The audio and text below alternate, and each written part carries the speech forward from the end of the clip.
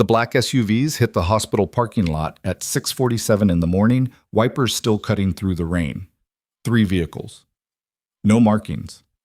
The kind that don't stop for red lights. Inside Mercy Vale Medical Center, a nurse named Claire Osman was getting written up for the 3rd time in 4 months for creating tension in the workplace. She hadn't raised her voice once. She hadn't fought back once. She'd simply showed up, done her job, and refused to disappear, which, it turned out, was the most threatening thing she could do to the people running that hospital. Nobody knew what she'd survived before she walked through those doors. They were about to find out. If this story hits different, stay with me until the very end. Like this video, drop a comment telling me what city you're watching from. I want to see exactly how far this story travels. The rain came in sideways that Tuesday morning, which Claire Osman had learned to take as a sign. Not of anything mystical, just of the kind of day that required an extra pair of dry socks in her locker and zero expectations of grace from the people around her. She parked in the employee lot at 5:48 a.m., 12 minutes before her shift started, the same way she always did. Not because the employee handbook asked it, because in her experience, the first few minutes of any high-pressure environment belonged to the people who showed up early enough to read the room before the room started reading them. Mercy Vale Medical Center rose 7 stories above the east end of Denton, Ohio, a mid-sized city that couldn't quite decide whether it was a suburb or a real place. So it had settled into being both and neither. The hospital had been built in the late 90s, renovated twice since, and currently operated with the institutional confidence of a place that had never been seriously challenged. New plaques in the lobby, a marketing campaign featuring smiling staff, a director who gave speeches about excellence and patient-centered care, and then spent her afternoons managing her own political alliances on the 4th floor. Claire had been here 8 months. She knew enough. She badged in through the side entrance, nodded to Marcus at the security desk. Marcus, who always had a coffee going and never asked anything of anyone, and started toward the locker room. The hallways at that hour carried a specific kind of quiet, not peaceful quiet, anticipatory quiet. The kind that existed because the chaos hadn't started yet, not because it wasn't coming. She changed into her scrubs, checked her watch, pulled her dark hair back with the same elastic she'd been reusing for 3 days because she kept forgetting to buy more. Small imperfections. She'd stopped apologizing for them. The locker next to hers had a small smear of permanent marker near the handle. A letter she couldn't make out, something left from whoever had it before her. She'd never bothered to clean it off. Some things you just leave alone. The ER was her unit. Level 2 trauma center, 42 beds, perpetually understaffed on night and swing shifts, perpetually over-supervised during the day when administration liked to walk through and feel involved. Claire had been assigned here after a 2-week float rotation during which she'd apparently impressed Dr. Sandra Okafor, the chief of emergency medicine, a woman of few words and very precise observations. "You don't panic," Okafor had said, which, coming from her, was basically a standing ovation. That had been in September. By the time October arrived, Claire had quietly become the nurse that the good attendings requested by name and the bad ones had decided to resent. Dr. Preston Cade was the worst of them. He was 44, broad-shouldered in the way that men who played college lacrosse sometimes remain for years after they have any right to, and possessed of the specific kind of authority that had never actually been tested. Chief of Surgical Services. 4th-generation physician. His grandfather's name was on a wing of the hospital, which was the kind of detail he managed to work into conversations with an ease that suggested he'd been practicing since childhood. He had a following among the newer residents, a group of young doctors who laughed at his jokes a beat too quickly and defended his behavior in tones that made clear they understood their futures were being quietly evaluated every time they did. There was Maya Strock, the second-year resident who had his sharpness without his arrogance, though she'd been sliding lately. There was Devin Quarles, a first-year who mostly just tried not to be noticed, which was its own kind of survival strategy. And there was Becca Tillman, a nursing supervisor 2 years ahead of Claire, who had decided early on that aligning with Cade was preferable to competing with him.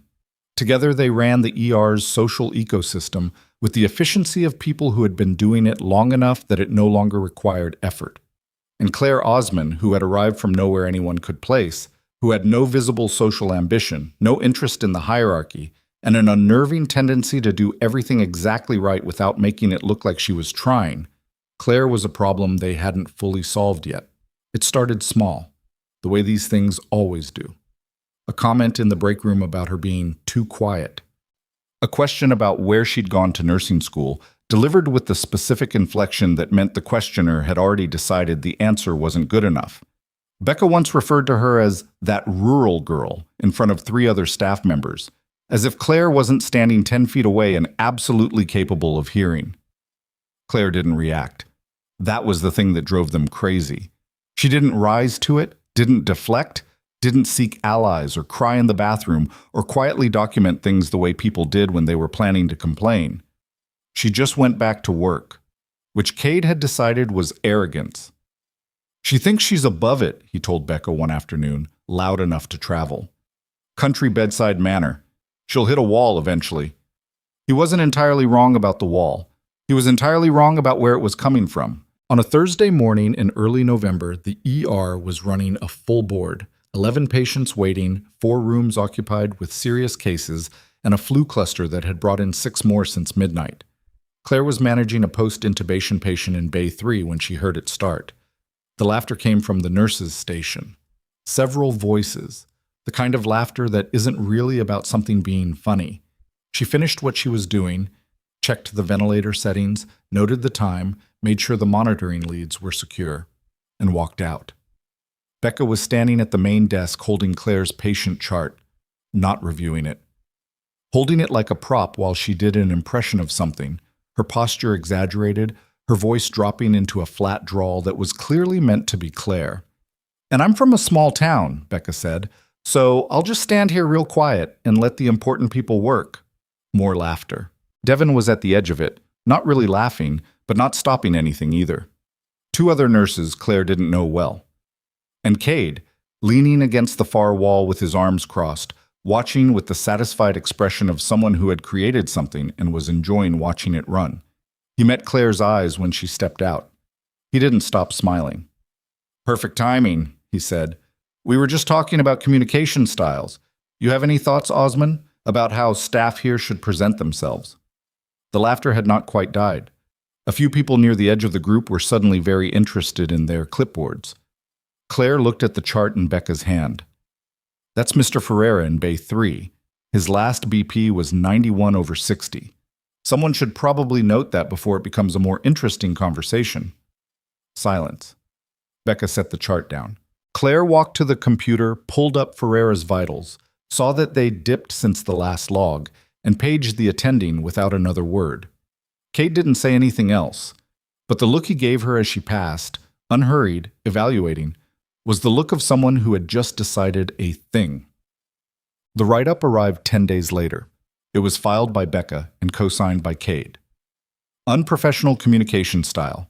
Failure to engage with team-based protocols creates tension in department environment. 3 bullet points. Institutional language. The kind of complaint that was technically about nothing and practically about everything. Hospital Director Nadine Colgrove called Claire into her office on a Wednesday afternoon.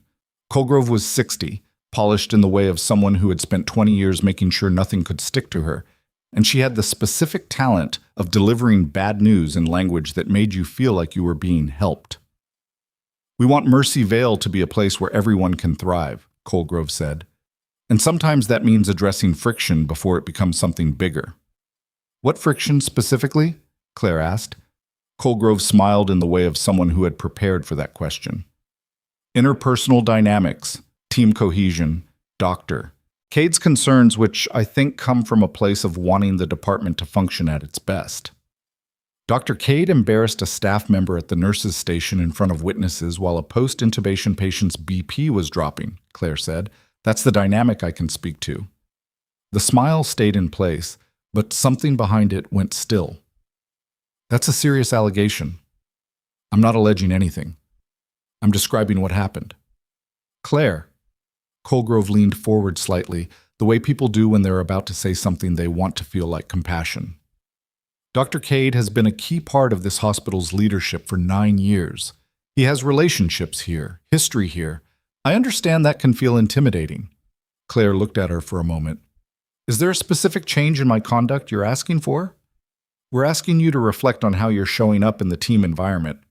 Okay, Claire said. I'll do that. She stood, thanked Colgrove for her time, and walked out. She did not cry until she was in her car, which she considered a reasonable result. November became a slow, grinding month. The supplies started disappearing around the third week. Small things first.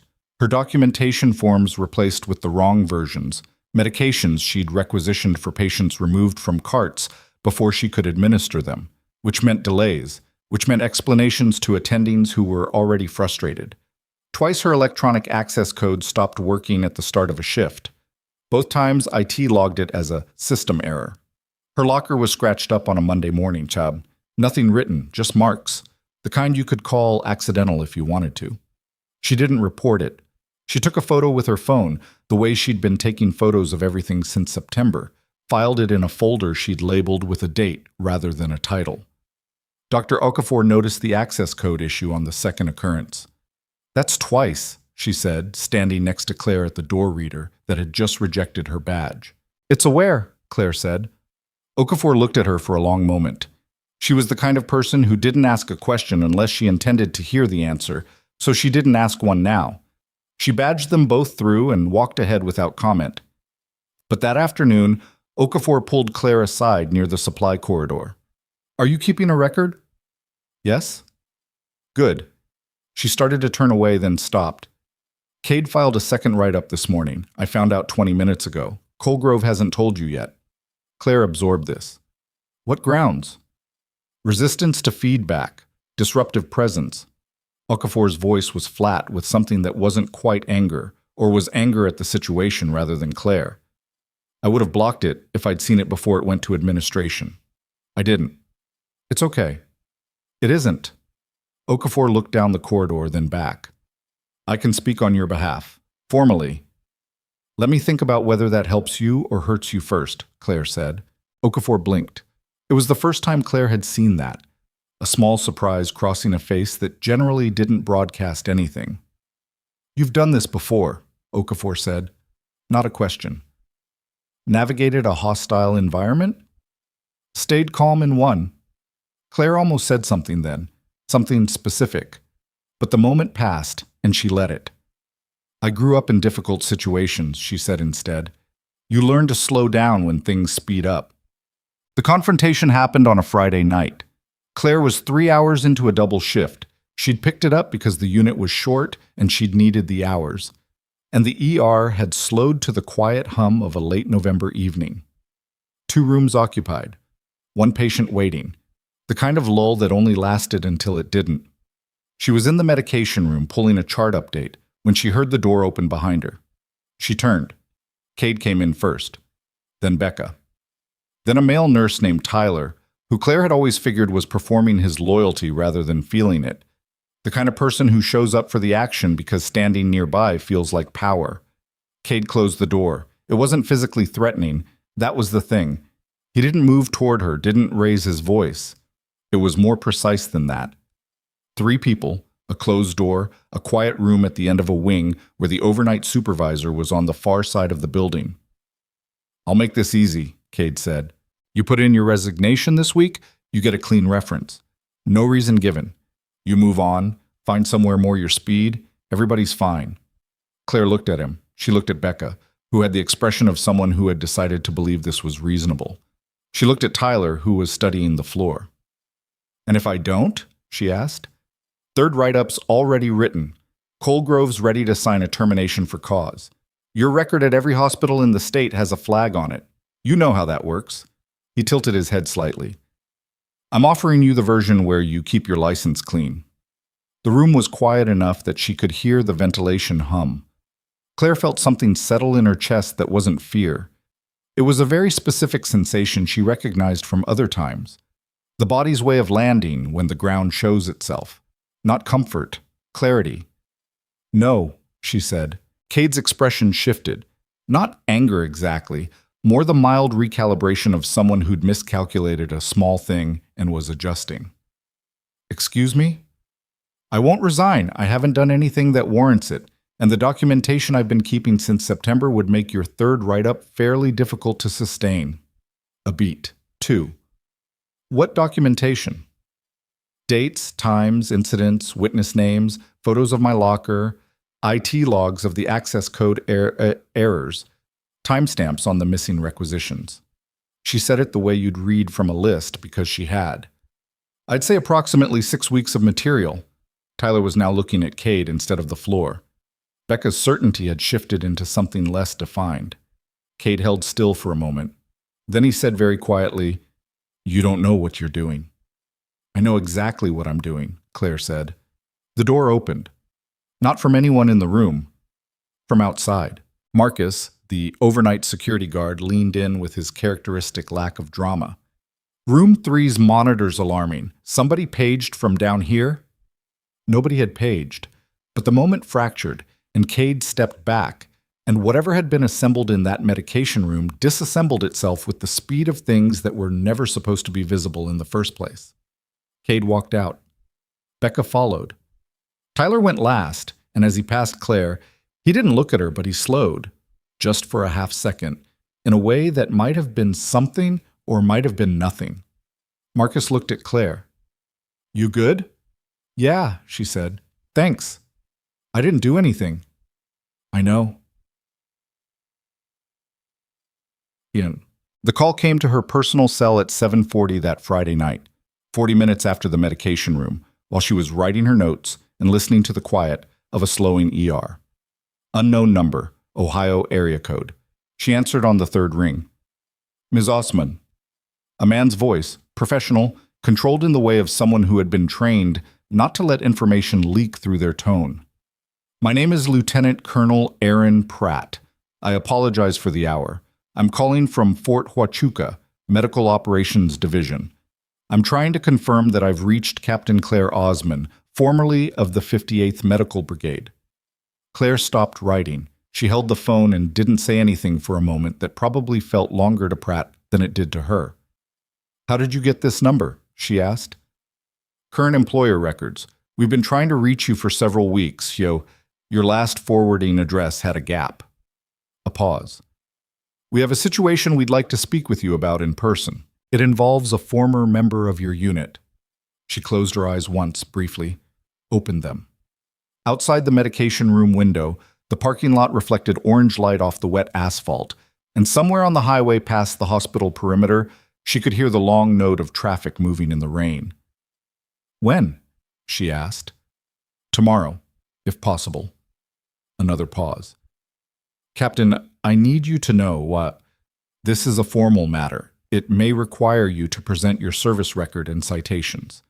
She understood what that meant. Not entirely, not yet, but enough. "I'll be available at 8, she said. She hung up. She sat with the phone in her hand for a moment, looking at the rain outside. A nursing aide passed in the hallway behind her, pushing a cart, humming something soft and tuneless. The ER monitors pinged in their steady rhythm. Normal sounds. The ordinary texture of a Friday night. Whatever was coming wasn't ordinary. She put the phone in her pocket, picked up her pen, went back to her notes. She had 3 more hours on her shift, and the patients in bays 1 and 2 still needed her. Whatever was behind her, whatever was ahead, right now, in this fluorescent-lit room in Denton, Ohio, there was a 70-year-old man in Bay 1 whose daughter hadn't arrived yet, and he'd seemed frightened when she'd last checked on him, and that was what mattered right now. She pulled Bay 1's chart and walked back out onto the floor. The rain kept coming down, and somewhere in the parking lot, a black SUV sat idling in the dark, engine running, lights off, parked at the far edge of the lot where the cameras didn't quite reach, waiting for morning. The old man in Bay 1 was named Gerald Sutter, and he was scared in the specific way of people who had spent a long time being strong and had recently run out of it. Claire had figured that out on her second visit. Not from anything he said, Gerald wasn't a talker, but from the way he kept glancing at the door, the way his hands stayed flat on the blanket like he was trying to hold himself still through pressure alone. His daughter was driving from Columbus, 2 hours out, stuck somewhere on I-70 behind the same rain that was coating the parking lot in orange light. "She'll be here by 10, Claire told him. "I know," Gerald said. I'm not worried. He was obviously worried. Your pressure's better than it was an hour ago, she said. That's the direction we want. He nodded, looked at the door again. Then, without looking at her, You working a double? Yeah. You tired? A little? She checked the IV line, noted the drip rate, made a small adjustment. Not enough to matter. Gerald made a sound that wasn't quite a laugh, but came from the same neighborhood. My wife used to say that. Worked the ER at County General for 22 years. Said tired didn't matter until the shift was over. She was right. She was right about most things. He paused. She passed 4 years ago.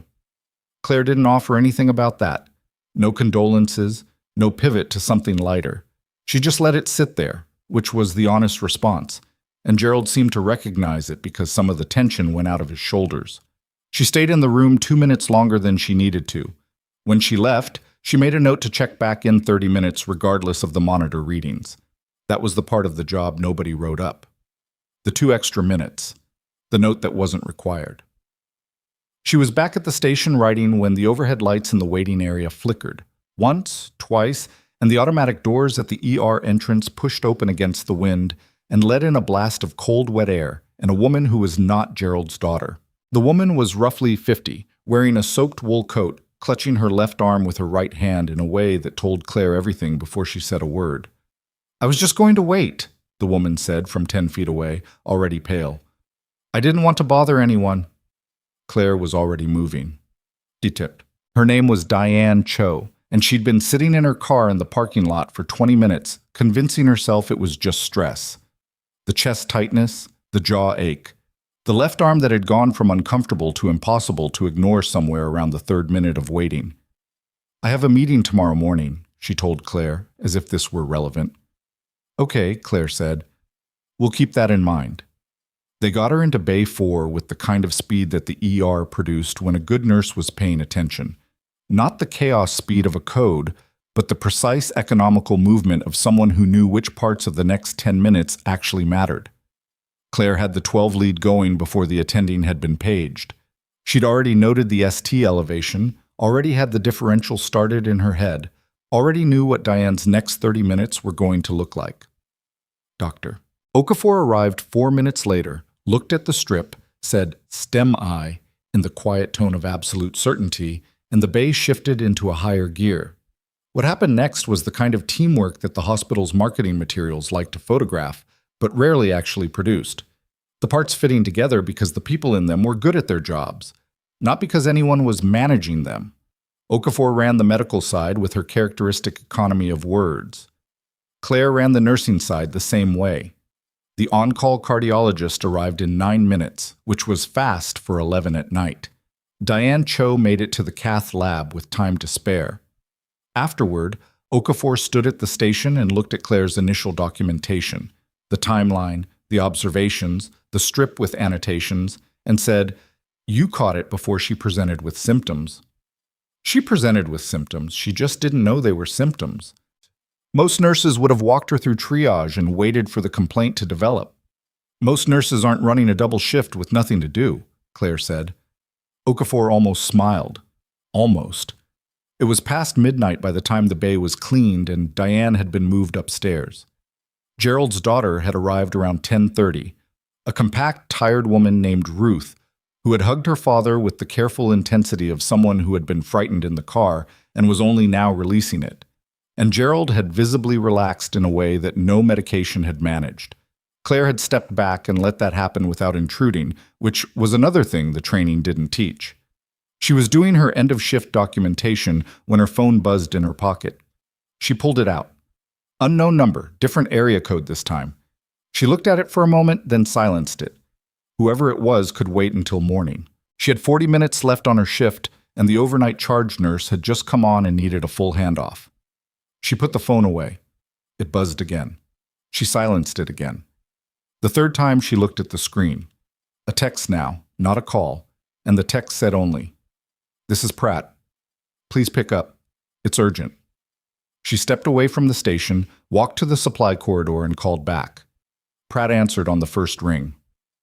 "I apologize again for the hour," he said, and he sounded like he meant it. which meant something was actually wrong. We've had a development. I can't detail it over the phone, but I need to ask you, is your service documentation accessible to you? Your discharge papers, citations, commendations? They're at home, she said. Hard copies and scanned. How long to access them? 20 minutes from the hospital. Okay. A pause. The kind where someone was choosing words. Captain, I need you to understand that what I'm asking you to bring tomorrow has implications beyond our original conversation.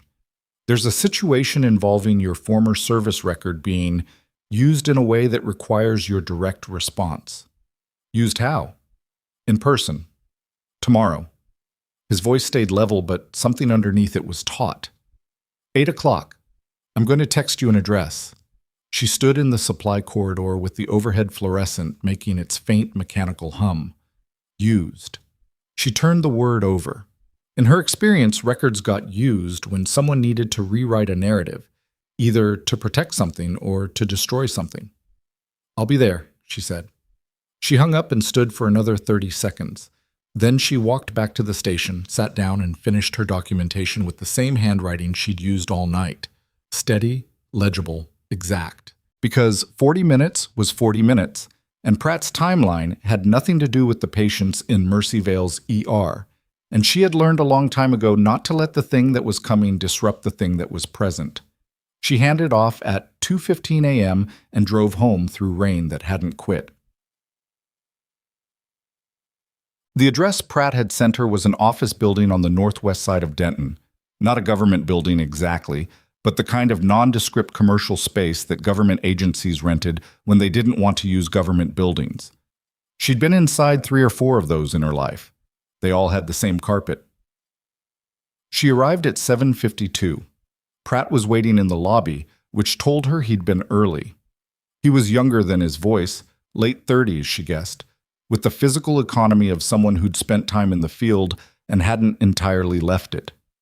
He wore civilian clothes, but the posture was not civilian. He shook her hand and didn't waste time. "Thank you for coming," he said. "Tell me what's happening," she said.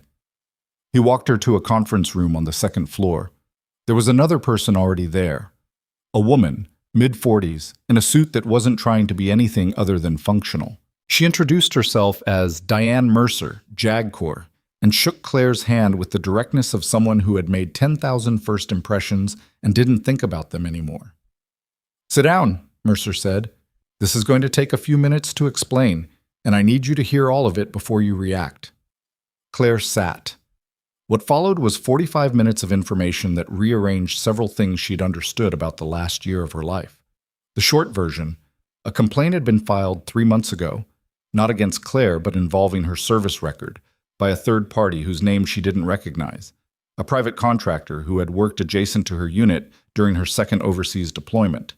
The complaint alleged, in official language that took time to decode, that certain commendations in her file had been improperly awarded, that her service record contained irregularities, and that her discharge classification needed review. "That's not possible," Claire said. "We know," Pratt said. "My discharge was honorable. My commendations were reviewed twice. The board—" "We know," he said again. "The complaint was filed in a way designed to create bureaucratic delay. Not to succeed on its merits. It won't, but to create a period where your record is technically under review. During that period, the complaint is on file." Claire looked at him. "And someone could use that." "Someone already has." Mercer opened a folder and slid 2 pages across the table. "This was provided to Mercy Vale Medical Center's HR department 11 days ago." Claire picked up the pages. It was a letter on what appeared to be official letterhead, summarizing the existence of the complaint and the review of her record. It didn't allege anything directly. It didn't have to. It just established that her military service was currently under administrative review and suggested the hospital might want to consider the totality of an employee's background when making personnel decisions. It had been sent to Nadine Colgrove. Claire set the pages down. She thought about the second write-up. The third write-up that Cade had told her was already written. Colgrove's certainty in their meetings, the way she'd been so precisely ready with her responses, the way the termination conversation had been framed as already decided. "Who sent this?" she said. That's what we're investigating, Mercer said. The letterhead is fraudulent. The issuing office it references doesn't generate correspondence in this format, but it's well crafted enough that a non-military HR department would have no way to know that. Preston Cade, Claire said. Neither of them answered immediately. We can't confirm a source at this point, Pratt said carefully. I'm not asking for confirmation, I'm telling you what I think. She looked at the letter again. Cade had connections. He'd said it himself, had let it be known in the way that people with connections always did. His father had been in the reserves. She'd seen a photo on his office wall, a group shot in front of a command building somewhere, Preston Cade, 10 years younger, standing next to men in uniform with the ease of someone who belonged adjacent to that world without belonging to it. The investigation will take the time it takes, Mercer said. But I want you to understand, Ibas, the complaint itself will be dismissed. The record is clean. What concerns us is that your current employer may have acted on false information. They terminated me this morning, Claire said. The room went quiet. She had gotten the email at 6:30 a.m., 90 minutes before this meeting. She hadn't mentioned it when she came in because she'd needed to hear everything first before she decided what it meant. Effective immediately, she said. Third write-up plus what Colgrove called background concerns, which is the letter you just showed me. Pratt looked at Mercer. Something passed between them that wasn't quite surprise. They move faster than we anticipated, Mercer said. People who think they've already won tend to, Claire said. She drove back to her apartment and sat at the kitchen table for a while. Not crying, not making calls, just sitting with the particular weight of having the thing you'd been bracing for finally land. 8 months of double shifts and early arrivals and careful documentation. 8 months of Gerald Sutters and Diane Cho's and all the people in between who'd needed someone to notice the detail that mattered, and she had been that person, every shift, reliably, without acknowledgement or applause. And now she was sitting at a kitchen table at 9 in the morning holding a termination email and a fraudulent government letter, and the knowledge that the man responsible was probably in surgery right now, going about his morning untouchable.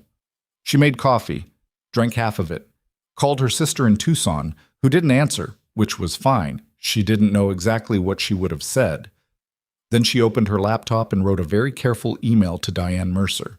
She listed everything. Dates, incidents, the folder on her phone, the photos, the IT logs she'd requested copies of, the names of witnesses who had seen various incidents and had not spoken up yet, but might, under the right circumstances. She wrote it the way she'd been trained to write incident reports, without adjectives, without editorial, just sequence and evidence. She attached 3 months of documents and hit send. Then she got up, rinsed her coffee cup, and thought about what to do next. The answer that came wasn't what she'd expected. She called Okafor. Okafor picked up on the second ring, which meant she'd been awake, which meant she'd already heard. When did you find out? Claire asked. This morning. Colgrove sent a department-wide notice. Position restructuring. A pause. It wasn't position restructuring. No. Claire. Okafor's voice had something in it that she didn't use often. Not softness exactly, more like the precise delivery of something true. I should have acted sooner, the first write-up. I let protocol slow me down when I should have gone around it. You couldn't have known how far it would go.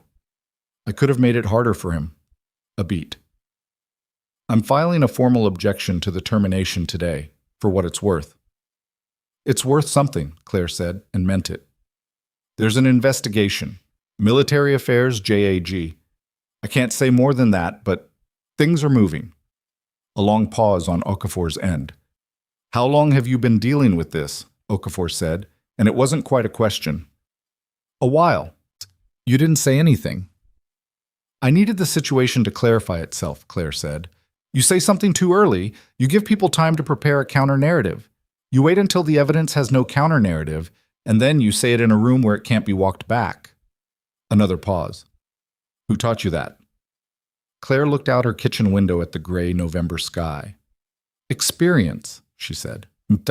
What she didn't tell Okafor, what she hadn't told anyone in Denton, Ohio, not in 8 months, was the part that Pratt and Mercer had been trying to navigate carefully in that second-floor conference room. The commendations in Claire Osman's service record were not routine. She had joined the Army at 22, gone through nursing training at Brooke Army Medical Center, and been assigned to a forward surgical team in her first deployment.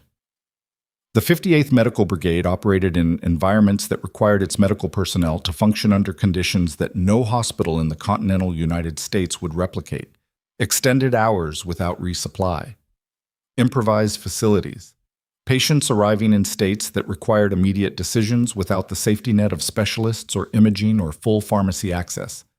She had been good at it in a way that her supervisors noticed immediately and documented carefully. Not fearless. Fear was present, fear was correct, fear was data. But she processed it differently from most people. When the incoming volume exceeded capacity, she didn't freeze, didn't become mechanical, didn't detach into procedure for procedure's sake. She stayed present in a way that was almost counterintuitive, that made the people working alongside her more functional just by proximity. She'd been promoted to captain at 27, early but not unprecedented. Her second deployment had been in a specific operational context that she was not supposed to discuss in any non-secure setting, which was why she had told no one in Denton anything about it. What she could say, to anyone who asked in the right way, she had kept people alive when the situation offered very little reason to expect them to be alive. Multiple people. Under conditions that the commendations described in language that was clinical and restrained and still, somehow, impossible to read without feeling the weight of what it was describing. She had come back from that deployment with a knee that needed 2 surgeries and a preference for quiet that was new and permanent. She'd left the Army at 30, not because she was forced to, not because she'd failed anything, but because she had used up something that she needed time to rebuild. Her discharge papers were clean. Her record was honored. She'd taken 18 months and moved to Ohio, where she didn't know anyone, which was exactly what she'd wanted.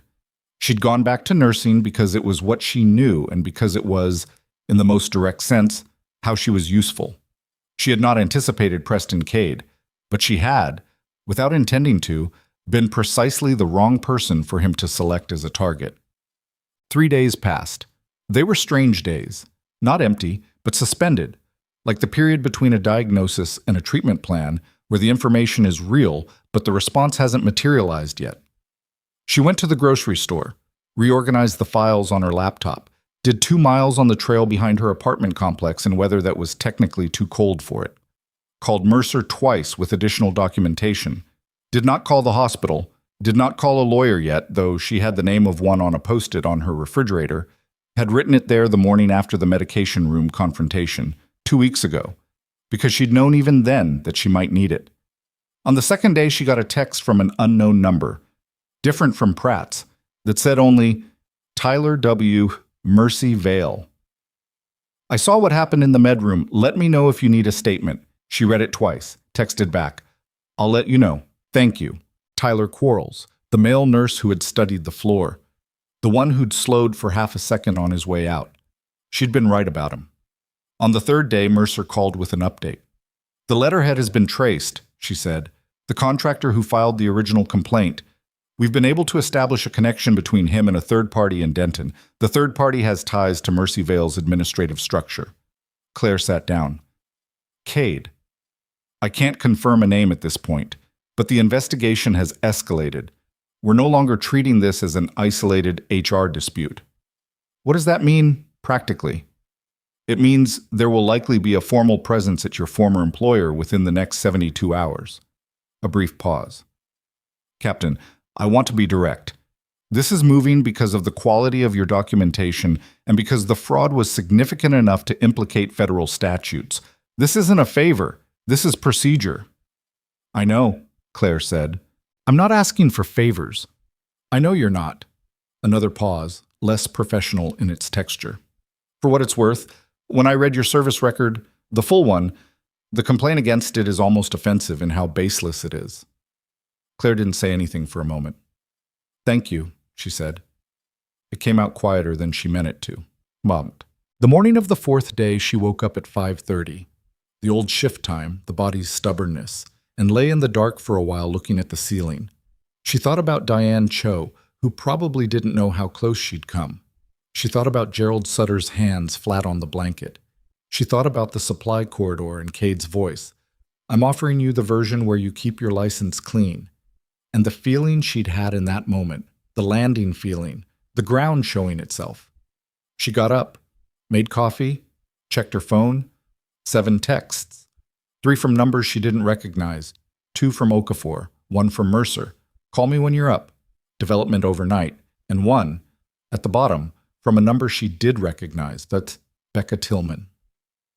She stared at Becca's name for a long moment. Then she opened it.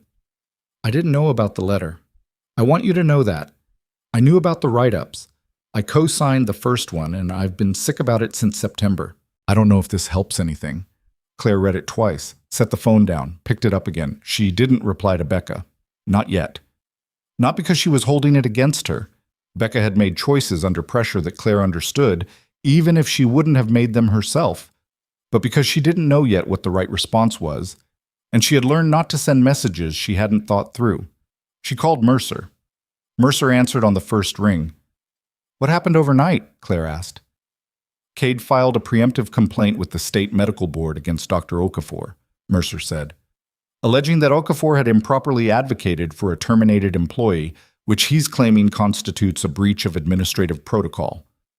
The move was so transparently retaliatory that for a moment Claire almost felt something like pity for the smallness of it. He's panicking, she said. Yes, and panicking people make mistakes. Mercer's voice had a controlled energy now, the kind that came from a case tightening. The complaint against Okafor has the opposite of his intended effect. It creates a documented pattern of retaliatory behavior. It puts his conduct on record in a second venue. A pause. We're ready to move. I'm coordinating with the Army's legal office and the Ohio Medical Board. There will be a formal inquiry team at Mercy Vale the day after tomorrow. Claire stood at her kitchen window with the phone pressed to her ear and the gray Denton sky in front of her. Will I need to be there? She asked. Ultimately, yes. Not on the first day. We need to establish the evidentiary baseline without interference from either party. But there will be a point where your presence is required. A pause. There's one more thing. Tell me. The team lead on the inquiry, the military officer who will be conducting the formal records review, requested you specifically, or rather, he confirmed your identity when the case came across his desk and indicated that he had personal knowledge of your service record. A brief silence. His name is Major Leonard Ibarra. He said to tell you, and I'm reading this directly, tell her I remember the Kandahar handoff. He said you'd know what it means. Claire went very still. Len Ibarra. She hadn't spoken his name in 2 years. He'd been a medic in her unit during the second deployment, the one she didn't discuss in non-secure settings, the one where the commendations had been written and the records had been filed and the things had happened that she carried in the specific way of someone who had decided to carry them quietly. The Kandahar handoff was what they'd called the 48-hour period when their surgical team had received casualties from 3 separate operations simultaneously, when the systems had failed and the backup systems had failed, and the 2 of them had run on protocol and instinct and something beyond both for 2 days straight, and everyone they worked on had survived. Not because it was clean, because they were good, and they were stubborn, and they refused to let the situation have the final word. She put her hand on the kitchen counter to have something solid under it. Tell him I remember, she said. She hung up. She stood there for a long time. Then, slowly, the things she'd been holding compressed for 8 months. The careful patience, the documentation, the silence, the strategic endurance started to shift into something different. Not relief exactly, not anger. Something cleaner than either. The feeling of a tide that had been going out for a very long time, beginning, finally, to come back in. She had 2 days. She spent the first one in the kind of ordinary silence that she'd learned to value. Laundry, groceries, a long walk in cold air, a phone call to her sister that went 40 minutes and covered nothing important and everything important simultaneously in the way of calls between people who know each other without needing to explain themselves. She spent the evening reviewing her documentation one final time, not adding to it, just reading through it. The dates, the incidents, the timestamps, the way you might read a letter you've been waiting to send, checking the words one last time before the envelope closes. She went to bed at 10 and slept the deep, flat sleep of someone whose body had finally decided the waiting was almost over. What she didn't know What she couldn't have seen from her apartment 2 miles from Mercy Vale Medical Center was that Preston Cade had spent that same evening in his office on the 4th floor, making phone calls that were becoming increasingly difficult to complete.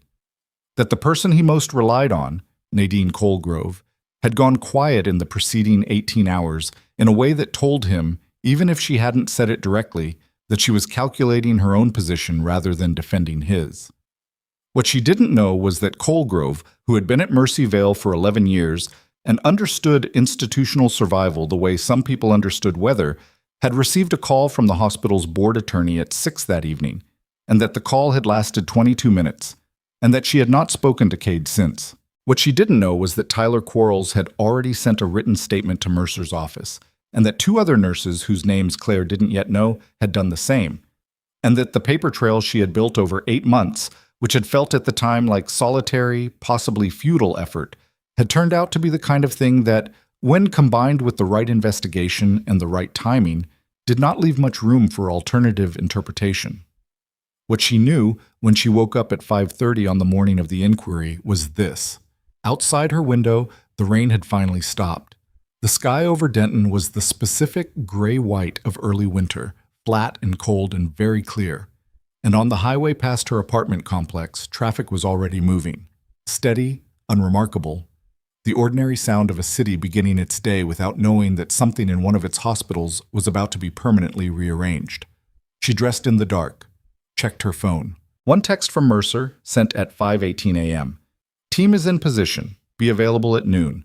And then below it, a second text from a number she didn't recognize at all. A number with a Virginia area code, sent at 4:55 a.m.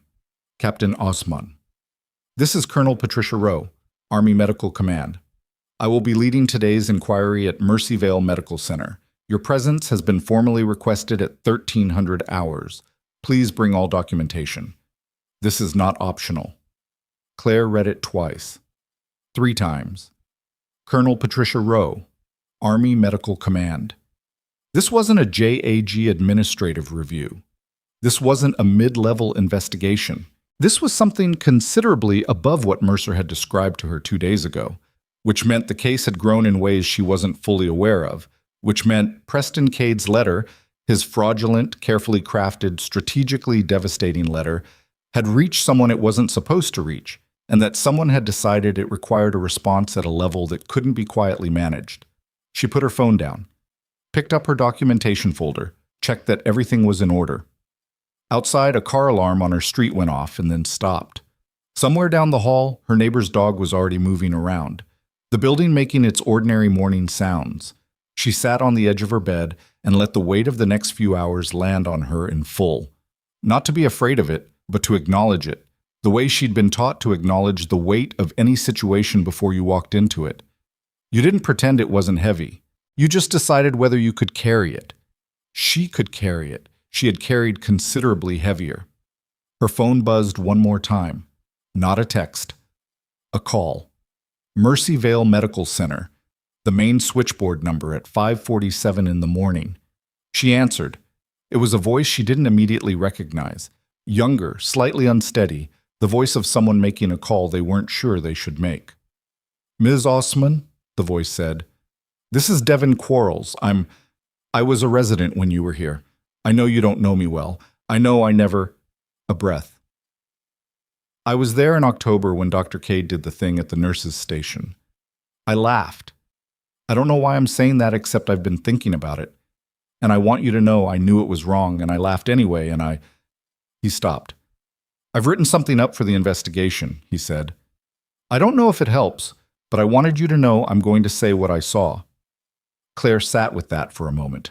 A 20-something resident calling a nurse he'd helped humiliate at 5:47 in the morning to say he was going to tell the truth. People were imperfect in both directions. Thank you, Devin, she said.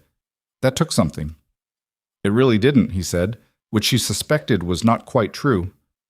I'm sorry it took this long. She hung up. She put on her coat, picked up her bag, walked to the door. The hallway of her apartment building was the same as it always was. Beige walls, thin carpet, a fluorescent light at the far end that buzzed at a frequency she had gotten so used to that she only noticed it now, in the quiet. She walked to her car, put the documentation folder on the passenger seat, and pulled out of the parking lot into the cold Denton morning. She was 3 blocks from Mercy Vale when she saw them. 3 black military SUVs coming from the opposite direction, moving in convoy formation, headlights on in the gray morning, turning into the hospital's main entrance with the unhurried certainty of vehicles that had somewhere definite to be. She pulled to the side of the road, watched them disappear through the entrance, counted to 10. Then she put the car in drive and followed. The hospital entrance looked different at 6:10 in the morning with 3 military vehicles parked in the fire lane. Not different structurally. Same sliding glass doors, same handicap ramp with the cracked concrete at the left edge that facilities management had been ignoring for months. Same Mercy Vale logo in blue and gray above the entrance. But the SUVs changed the physics of the space the way a stopped train changes a street.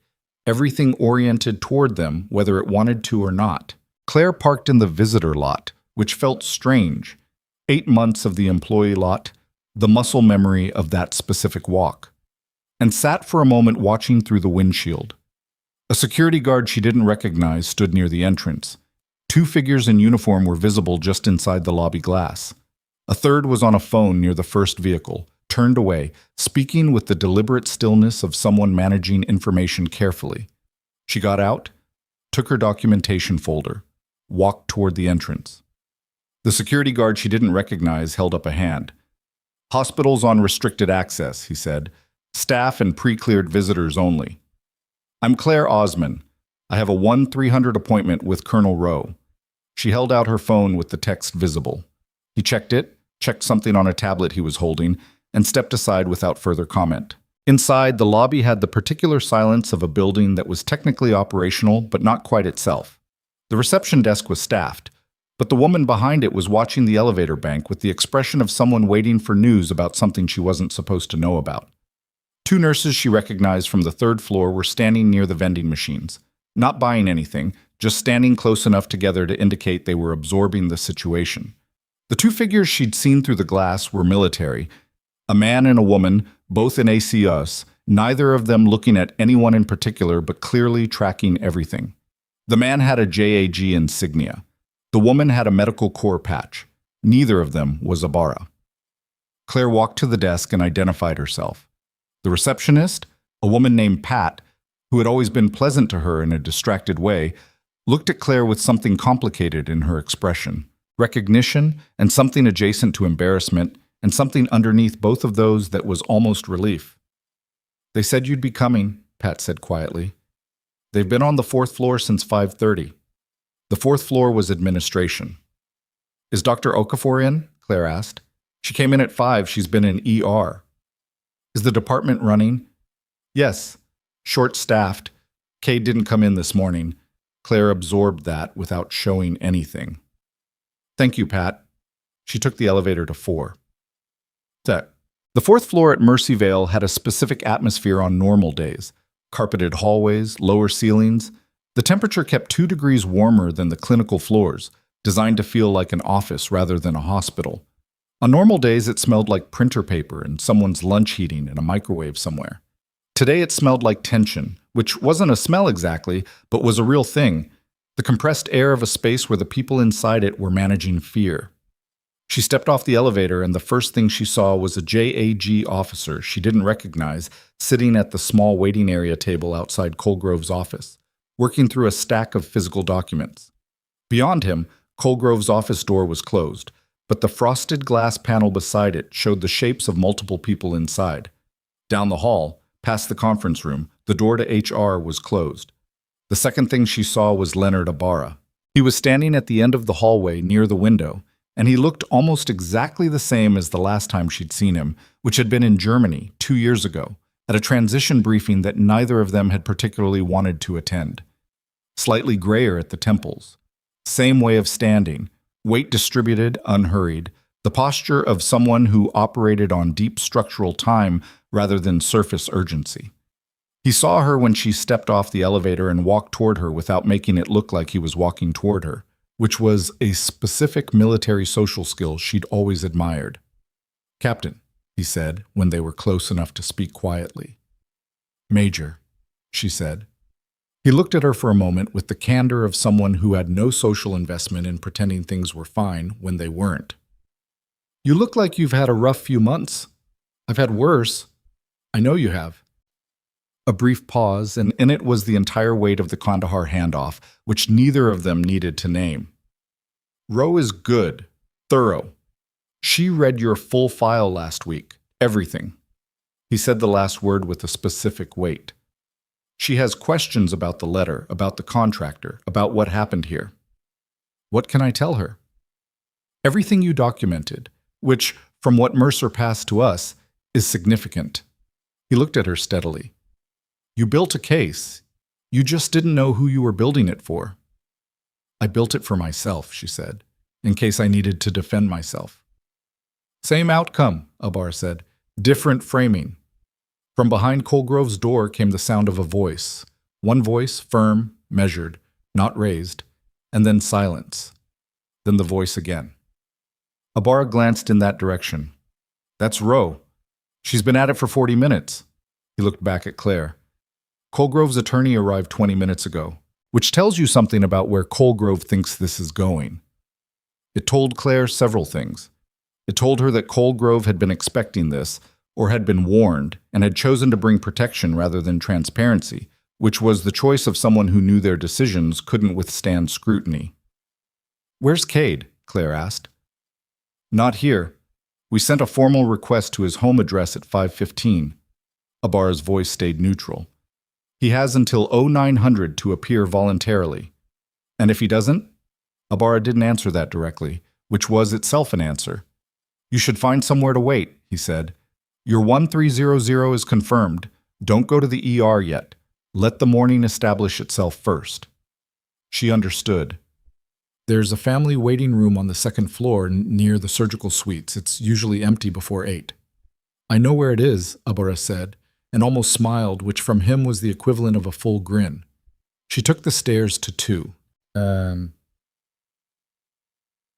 family waiting room was empty, as expected, and still held the particular exhausted quiet of spaces designed for people in crisis who need a place to sit that isn't a hallway. Beige couch. Low table with magazines no one had touched since the previous year. A window facing the east side of the building, which got the morning light, such as it was, through the overcast. She sat by the window. Put her documentation folder on the table. Did not open it. She had been prepared for this moment in one sense, and not at all in another. The preparation was logistical. She had the documents, she knew the sequence of events, she understood the institutional mechanisms that were now in motion. The thing she hadn't prepared for, hadn't allowed herself to fully anticipate, was the sensation of not being alone in this anymore.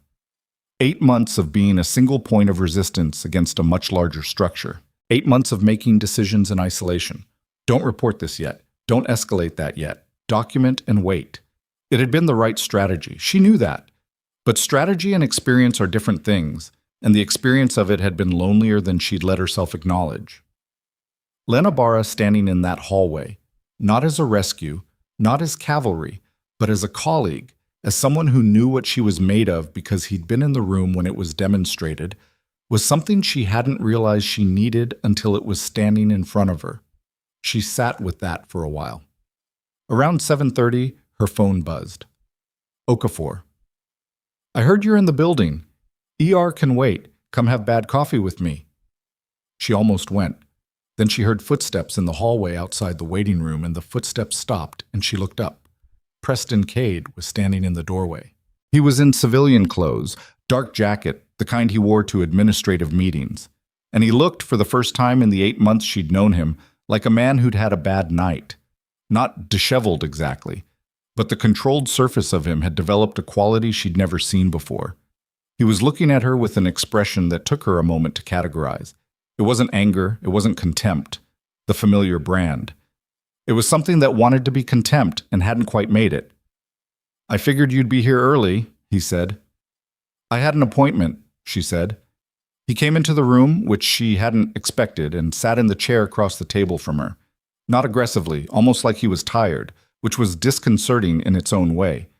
Cade performing fatigue felt less honest than Cade performing certainty, because certainty was at least something he'd earned the right to perform.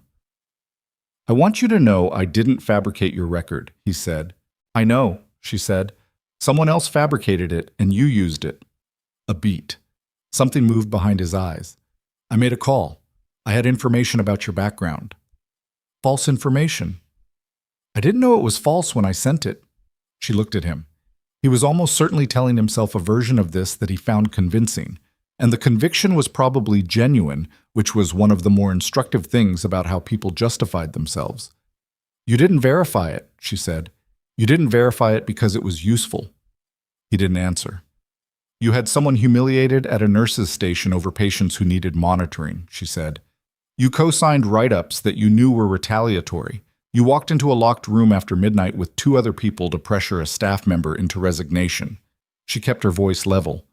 That's separate from the letter. That's just what you did. The silence between them was not comfortable, and she didn't try to make it comfortable.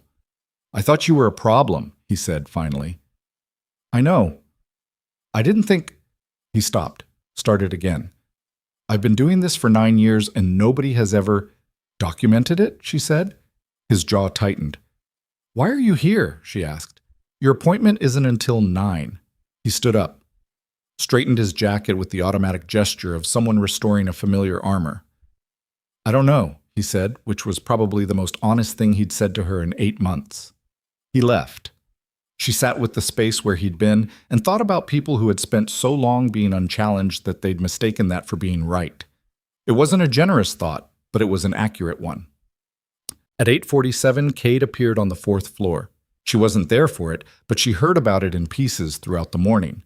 Ibarra's brief text at 9, then a longer account from Okafor over the bad coffee that turned into a real conversation in the physician lounge. He had come in voluntarily, which Ibarra noted was the intelligent choice from a legal standpoint, and had sat down with Colonel Rowe and the JAG officer for 2 hours. Colgrove was in a separate room with her attorney. They were being interviewed independently, which was standard, and the interviews were not comfortable for either of them, which was also standard. Okafor told Claire that the ER had been functional but strange. Staff knew something was happening upstairs, the way staff always knows, and the productive uncertainty of it had produced an unusually focused shift. Becca called in, Okafor said. I know, Claire said. She'd gotten a second text from Becca at 7:30, just, I told them everything. I'm sorry. Tyler's been here since 6, Okafor said. Gave a statement. He looked like he'd been up all night. He probably had. Okafor wrapped both hands around her coffee cup. She was a woman who expressed things through posture more than words, and her posture right now was the careful stillness of someone who had more to say than she was certain how to say. Claire, the complaint Cade filed against me, the medical board thing. It'll be dismissed. I know, but it... A pause. It wasn't about me. I know that. He was trying to cut off a supporting voice before things escalated, but I sat with it for 2 days, and it... She stopped again. Made me feel what you've been feeling for 8 months. Yes, Claire said. I should have acted faster. You helped when you could. That's real. It's not enough. Okafor looked at her directly. I'm saying it because I want you to know I understand what I didn't do, not because I want you to tell me it's fine. Claire nodded once. I know. That was the conversation, and it was enough. At 11, things changed. She was back on the 2nd floor when Ibarra called her, not texted, called, and his voice had the particular quality of someone managing information carefully. We have a problem, he said. Tell me. The contractor who filed the original complaint against your record, we've been running down his connection to Cade. Paper trail, communications, the letter. A pause. Cade's attorney just provided documentation claiming Cade never communicated directly with the contractor, that the letter was sent without his explicit authorization, that he received the letter as information from a colleague without knowing its origin. Claire let that land. He's claiming he was also misled. He's claiming he received what appeared to be legitimate background information about an employee through a private source and acted on it in good faith as a hospital administrator. That's...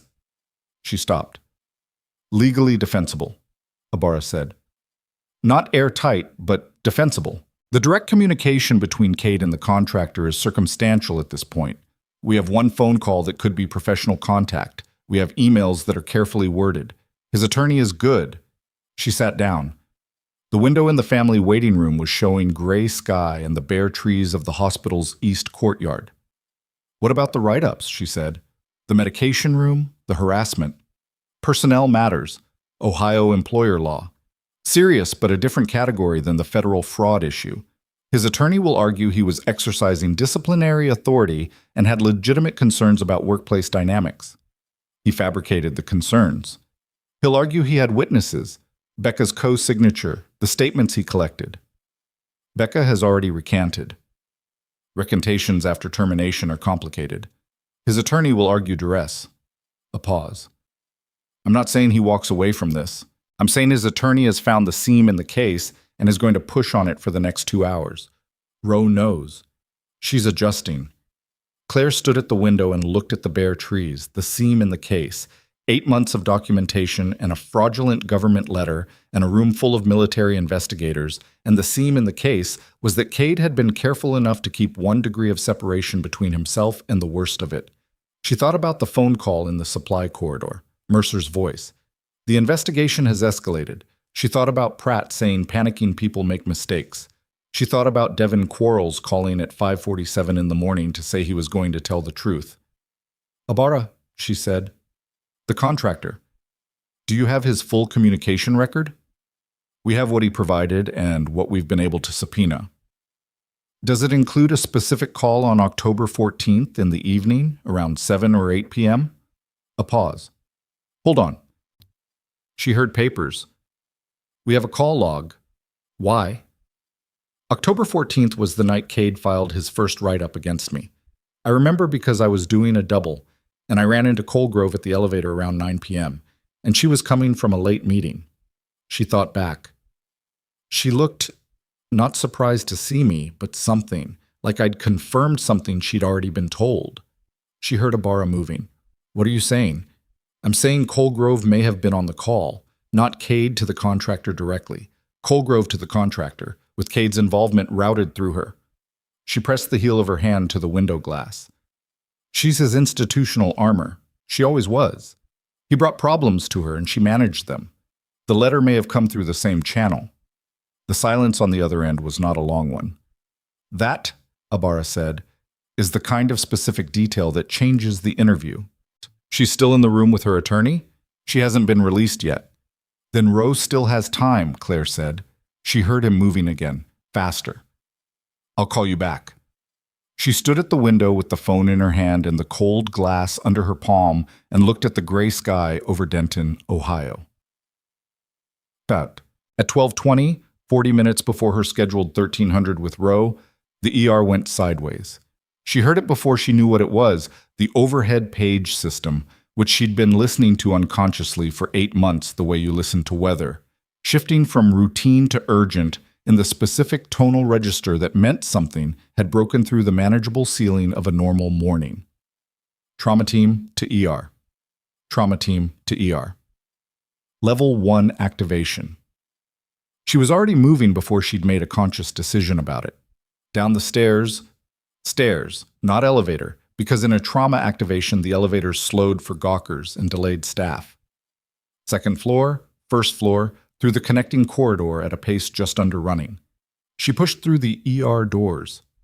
The department had transformed in the way it only did for Level 1 activations. The controlled high-speed reorganization of a unit going from operational to maximal in under 3 minutes. She counted 5 new patients immediately, 3 on gurneys in the corridor waiting for bays, 2 already in rooms. The triage desk was running 2 nurses simultaneously. Someone was on the radio near the entrance, coordinating with an incoming second ambulance. She found Okafor at the central station, pulling up imaging on the main monitor. MVC on Route 9, Okafor said, without preamble, without addressing the fact that Claire was terminated and not on staff. Semi versus 2 passenger vehicles, 6 total, 4 critical. We've got 2 ARF, 1 with attention pneumo cham. She pointed at Bay 2. one with an open femur and dropping pressure in Bay 4, and 2 walking wounded who aren't walking well. She handed Claire a set of gloves. That was all. No conversation about liability or HR or the formal termination. Okafor handed her gloves and turned back to the monitor. Claire put them on. Quote, "What happened in the next 4 hours was not a story about triumph. It was loud and imprecise, and at multiple points, things went badly before they went better, which was how real trauma medicine worked, and why the people who were good at it were specifically good at tolerating the gap between what should happen and what was actually happening and continuing to function inside that gap." Bay 2 had a 23-year-old man named Sam Vetter with a tension pneumothorax, air accumulating in the pleural space, compressing the lung, the kind of thing that kills fast if you misread it, and kills fast anyway if you read it right but aren't fast enough. Claire was in that room when the resident on call, a third year she hadn't worked with before named Dr. Yael Torres, had the needle decompression ready but hesitated on the landmark, and Claire said very quietly, 2 finger breadths above the 3rd rib, right here, and put her finger on the correct spot, and Torres did it correctly, and Sam Vetter's oxygen saturation climbed out of the red. Torres looked at her afterward with a flash of something, not resentment, which was what a less secure resident would have felt, just recognition. "Who are you?" Torres asked. "Claire Osman. I used to work here." "Should you be in here?" "Probably not legally," Claire said, "but I know where the chest tubes are." Torres almost laughed, then didn't because there were more patients. Bay 4 was harder. The open femur fracture, a 48-year-old woman named Renata Sabo, who'd been driving the rear passenger vehicle, had arrived with a pressure of 82/50 and falling, which in the context of a femur fracture meant she was hemorrhaging faster than the IV access they had could keep up with. The attending in that room was a hospitalist covering for a gap in the trauma schedule, a decent doctor who was not a trauma specialist, and he was managing Renata with the controlled urgency of someone who knew they were operating at the edge of their competency. Claire moved into that room and found the second IV access in under 2 minutes. Antecubital, large bore, the kind of thing you did by feel when you'd done it enough times that the anatomy was in your hands rather than your head. Warm saline running, blood draw to type and cross. She called out the numbers to the hospitalist. Gareth, his badge said, Dr. Gareth Nassim, who took them and adjusted without ego, which was a thing she immediately respected. "Ortho's 10 minutes out," Nassim said. "Pressure's 86 and holding," Claire said. "She's compensating. Keep her warm." Renata Sabo was conscious, which was both good and hard. Conscious patients in trauma felt everything, including the awareness that things were serious, and the fear response released adrenaline that could temporarily mask deterioration and then drop suddenly. Claire kept one hand on Renata's arm, not clinically, just present, and talked to her in the low, even register she'd learned to use in forward surgical environments, where the sound of a calm voice was itself a physiological intervention. "I'm here," she said. "We have you. Squeeze my hand if the pain gets worse." Renata squeezed it, hard. "Good," Claire said. "That's good." Ortho arrived in 8 minutes. It was during the post-stabilization phase, around 2 in the afternoon, when the most critical patients had been either moved to the OR or transferred to the ICU, and the ER had settled into the exhausted post-surge rhythm of a unit that had done significant work, that she became aware of the figure standing at the ER entrance.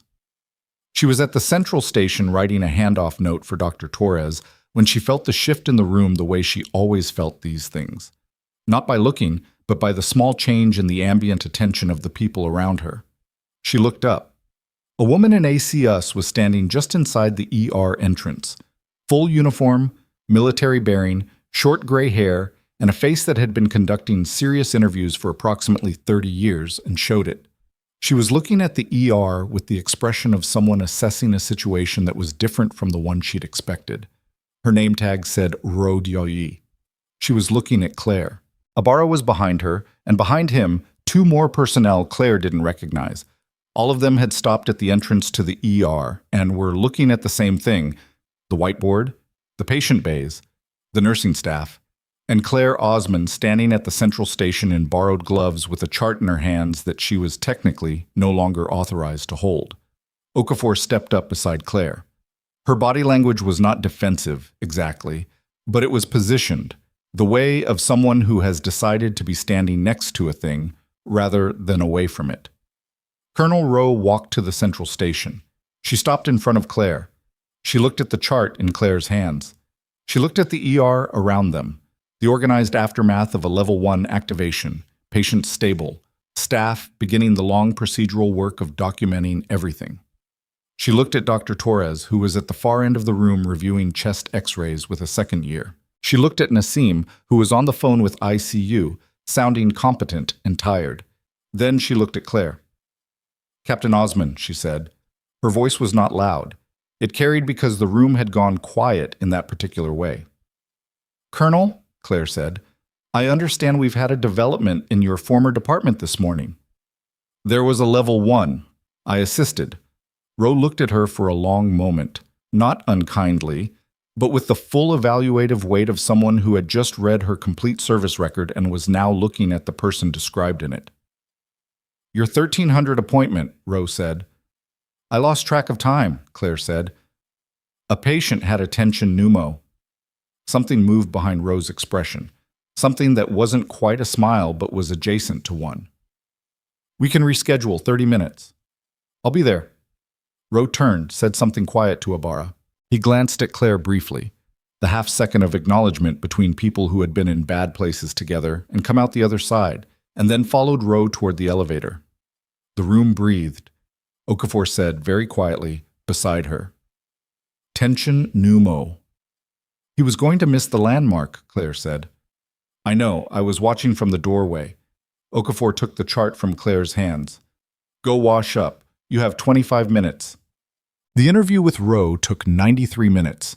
It was conducted in the 4th floor conference room with Mercer and Ibarra present, a recording device on the table, and a legal officer Claire hadn't met before named Captain Solis, who was there specifically to document the chain of evidence.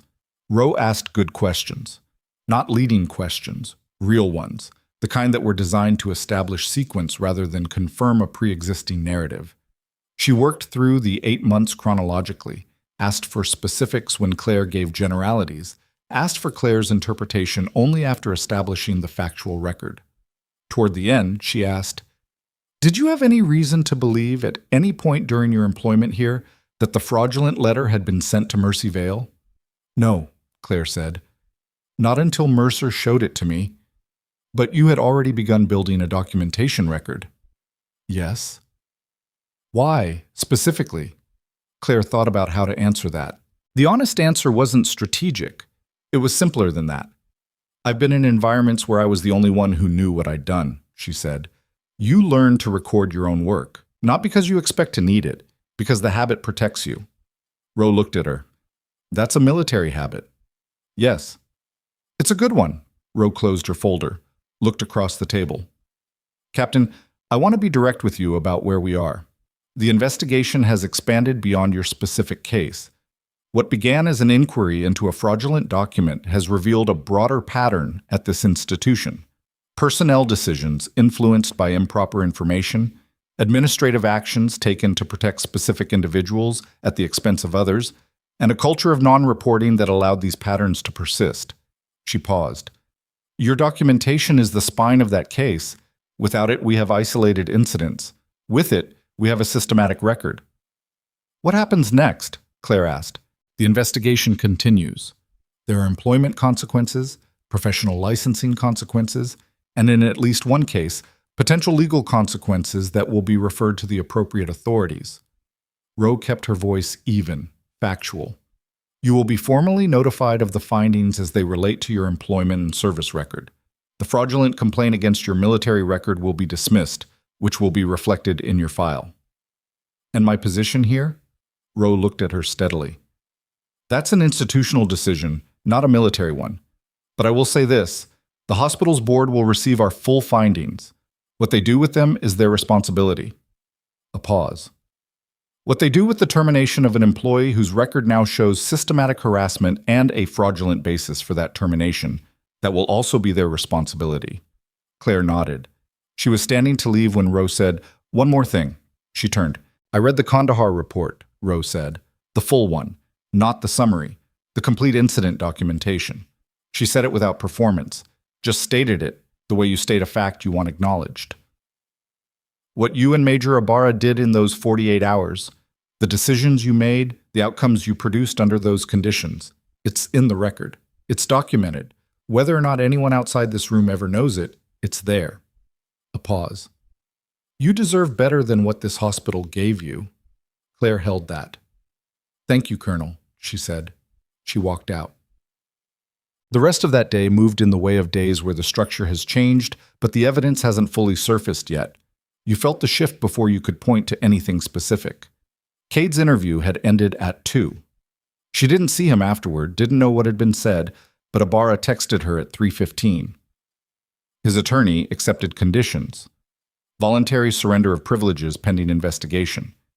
He won't be in the building. That meant he had agreed to step back before he was forced to, which meant his attorney had assessed the situation and told him the math, and he had, for perhaps the first time, listened to someone telling him he was not going to win. Colgrove's situation was different.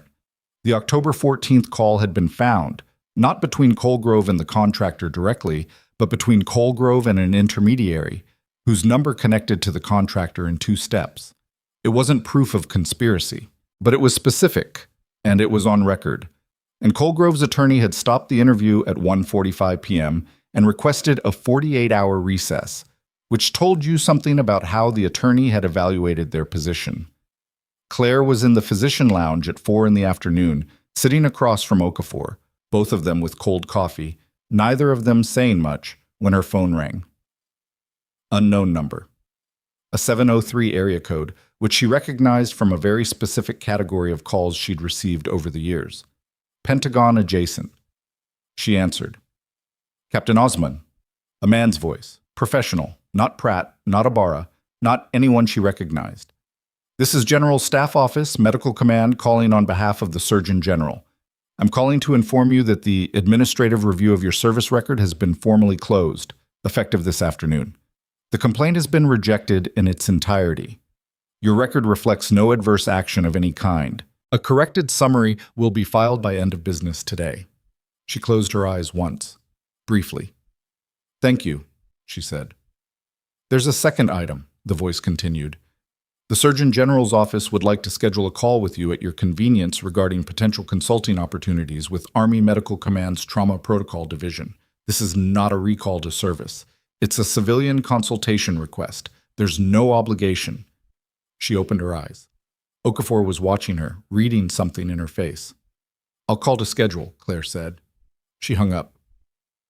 Okafor raised an eyebrow. "My record is clean," Claire said. Okafor exhaled, slow, controlled. Then she put her coffee cup down and looked at Claire with the expression of someone who had been holding something and was very carefully setting it down. "You knew it would be," Okafor said.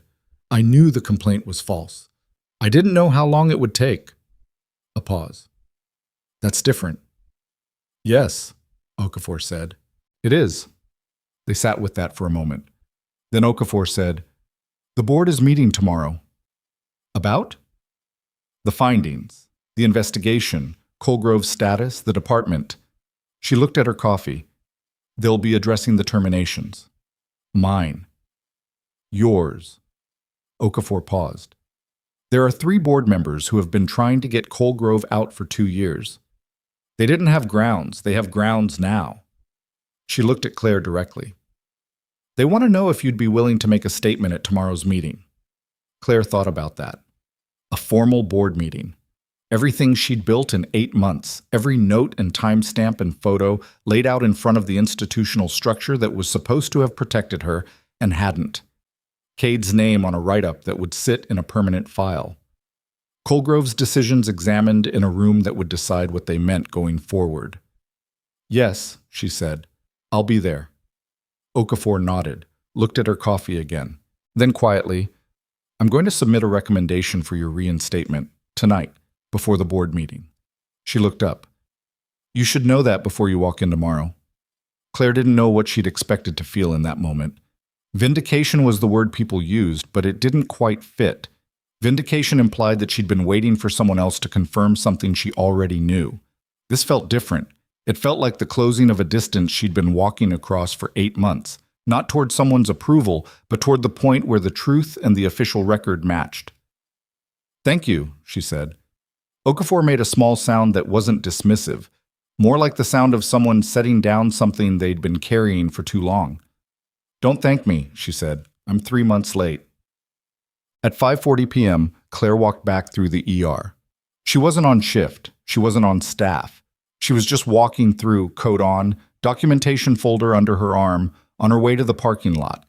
She'd been doing this for 8 months, and the habit of it was a physical thing, not entirely under her control. The evening crew was coming on. She recognized most of them. A few looked at her, some with the uncertain expression of people who had heard something but weren't sure what to do with it. A few with the directness of people who knew what had happened and wanted her to know that they knew. Marcus was at the security desk. He looked up when she passed. "Miss Osman," he said. "Marcus." He held up his coffee cup slightly. Not a toast, nothing that dramatic. Just an acknowledgement. The small currency of respect between people who show up. She walked through the sliding doors into the cold evening air.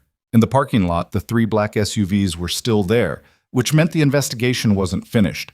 The physical presence of them was a kind of institutional statement, the building made aware of itself in a way it hadn't been 24 hours ago. She passed them on the way to her car. She was pulling her keys out when she saw it. A car she didn't recognize, a gray sedan, parked 2 spots down from hers, engine running. The driver's window was down despite the cold. The person inside was watching the hospital entrance with the fixed attention of someone who had been there for a while. She couldn't see the face clearly from where she was, but the car was angled so that it faced the main entrance, not the parking lot exit. Parked, idling, watching. She stopped, looked again. The car didn't move. The window stayed down. She could see the outline of someone in the driver's seat, the faint glow of a phone screen. And then the phone went dark, and the person's head turned, and they were looking at her now instead of the entrance. Looking at her with the specific directed attention of someone who had come here for a reason and had just found it. She stood in the cold parking lot between her car and the hospital and held very still. The door of the gray sedan opened. The person who got out of the gray sedan was a woman. Mid-30s, Claire estimated. Dark coat, no badge, no uniform. She moved with the careful deliberateness of someone who had practiced this approach in her head and was now discovering that the reality of it was harder than the rehearsal. Claire didn't move toward her or away from her. She waited. "Ms. Osman," the woman said. Her voice had the quality of someone whose professional composure was doing most of the weight-bearing. "My name is Alicia Strand. I'm an investigative reporter with the Ohio State Journal. I've been following the Mercy Vale situation for about 6 weeks. Claire looked at her. "How?" "A source inside the hospital contacted me in October. I've been building background since then." Strand held her recorder loosely at her side. Not raised, not recording yet. The posture of someone who understood that the first 30 seconds of this conversation would determine whether there was a conversation at all. "I know about the write-ups. I know about the letter. I know the military is inside the building right now." She paused. "I'd like to hear your side before I publish." "When are you publishing?" "Monday. With or without your comment." She said it without apology. "But I'd rather with." Claire stood in the cold parking lot and looked at this woman, the recorder at her side, the careful distance, the source inside the hospital she'd been protecting for 6 weeks, and made a calculation. A Monday story meant the board meeting tomorrow happened before publication. It meant the institutional record would be established before the public record. It meant whatever Strand printed would land into a context that was already defined rather than one that was still being written. "Not tonight," Claire said. Strand nodded once, like she'd expected that. "Tomorrow?" "After 2 p.m. Strand took a card from her coat pocket and held it out. Claire took it. "Miss Osman." Strand held still for a moment. "My source, the person who called me in October, I want you to know it wasn't someone who did it for bad reasons." Claire looked at her. "Tyler Quarles," Strand said quietly. Claire pocketed the card, looked at the hospital entrance, then back. I'll call you at 2. She got in her car. The board meeting convened at 9 the following morning in the 6th floor conference room, which had a view of the river on a clear day and a view of gray nothing on a day like this one. 12 board members, 3 of whom Claire recognized from the hospital's website, the rest of whom she was reading for the first time in person. Rose's team had submitted their preliminary findings the previous evening. The board had received them at 7 a.m., 2 hours before the meeting, which was either efficient or deliberately pressurized depending on who was doing the receiving. Claire sat in the designated witness area with her documentation folder and Mercer beside her, which was a presence she hadn't fully anticipated but was grateful for. Mercer had the quality of someone who made rooms feel more legally serious just by occupying them, which, in this particular room, was exactly what was needed. Colgrove was not present. Her attorney had sent notice that morning. She was exercising her right to non-participation pending the completion of the formal investigation, which was a legal position and also, practically, an admission that the room was not going to go well for her. Cade was present. He came in with his own attorney, a woman named Prager, who had the confident efficiency of someone who charged a great deal per hour and was worth it, and sat at the far end of the conference table with the expression of a man who had decided that controlled dignity was his best remaining asset. The board chair was a woman named Elise Dorman, 60, silver-haired, the head of a regional hospital network, which meant she had seen exactly this kind of institutional failure before, had cleaned up the aftermath of it, and was not inclined toward patience with the parts that were avoidable. She called the meeting to order without warm-up, read the summary of Rose's preliminary findings, noted that 2 sets of employment actions, Claire's termination and Okafor's reference complaint, were directly connected to the investigated conduct, noted that the fraudulent government document constituted a serious breach with potential federal implications, noted that the administrative response to multiple internal complaints had been inadequate. Then she looked up from the summary. "Dr. Cade," she said, "your counsel has submitted a position paper arguing that your use of the letter constituted a good-faith administrative decision based on information you received through what you believe to be legitimate channels." Cade's attorney nodded once. "I've read it," Dorman said. "I want to ask you directly, for the record. Did you, at any point, have reason to question the origin of the document before you provided it to Director Colgrove?" Prager put her hand on Cade's arm. He didn't take the signal. "I received it from a professional contact I had worked with previously," he said. "I had no reason to doubt its legitimacy." The professional contact being? A former colleague in a consulting role. "His name is Marcus Vidal," Dorman said, reading from the file in front of her. "Mr. Vidal's consulting firm has received 7 contracts from Mercy Vale in the past 4 years, 3 of which were approved during your tenure as Chief of Surgical Services. The board approved those contracts on the basis of your recommendation." The room was quiet. Prager's hand tightened slightly on Cade's arm.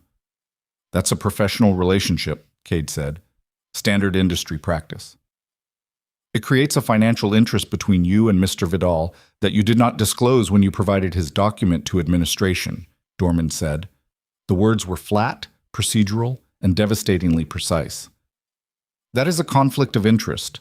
Regardless of whether you believe the document was legitimate, the failure to disclose that relationship when acting on it is a breach of the hospital's ethics policy." She looked at him for a moment. "That's on record now." Prager leaned toward Cade and said something very quiet. He looked at the table. Claire watched from the witness area and felt the specific sensation of watching something that had been held in place by its own authority begin to release. Not dramatically, incrementally. The way structural things failed. Not all at once, but at the point where the weight exceeded the capacity. Her statement took 11 minutes. She read from the documentation, not from memory, because memory was arguable and documentation was not. Dates, incidents, the supply disruptions, the access codes, the write-ups and their timeline relative to her complaints, and Okafor's objections. She read the sequence of the medication room conversation with the flat precision of someone who had rehearsed detachment.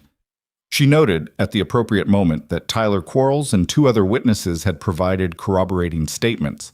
She did not editorialize. She did not raise her voice.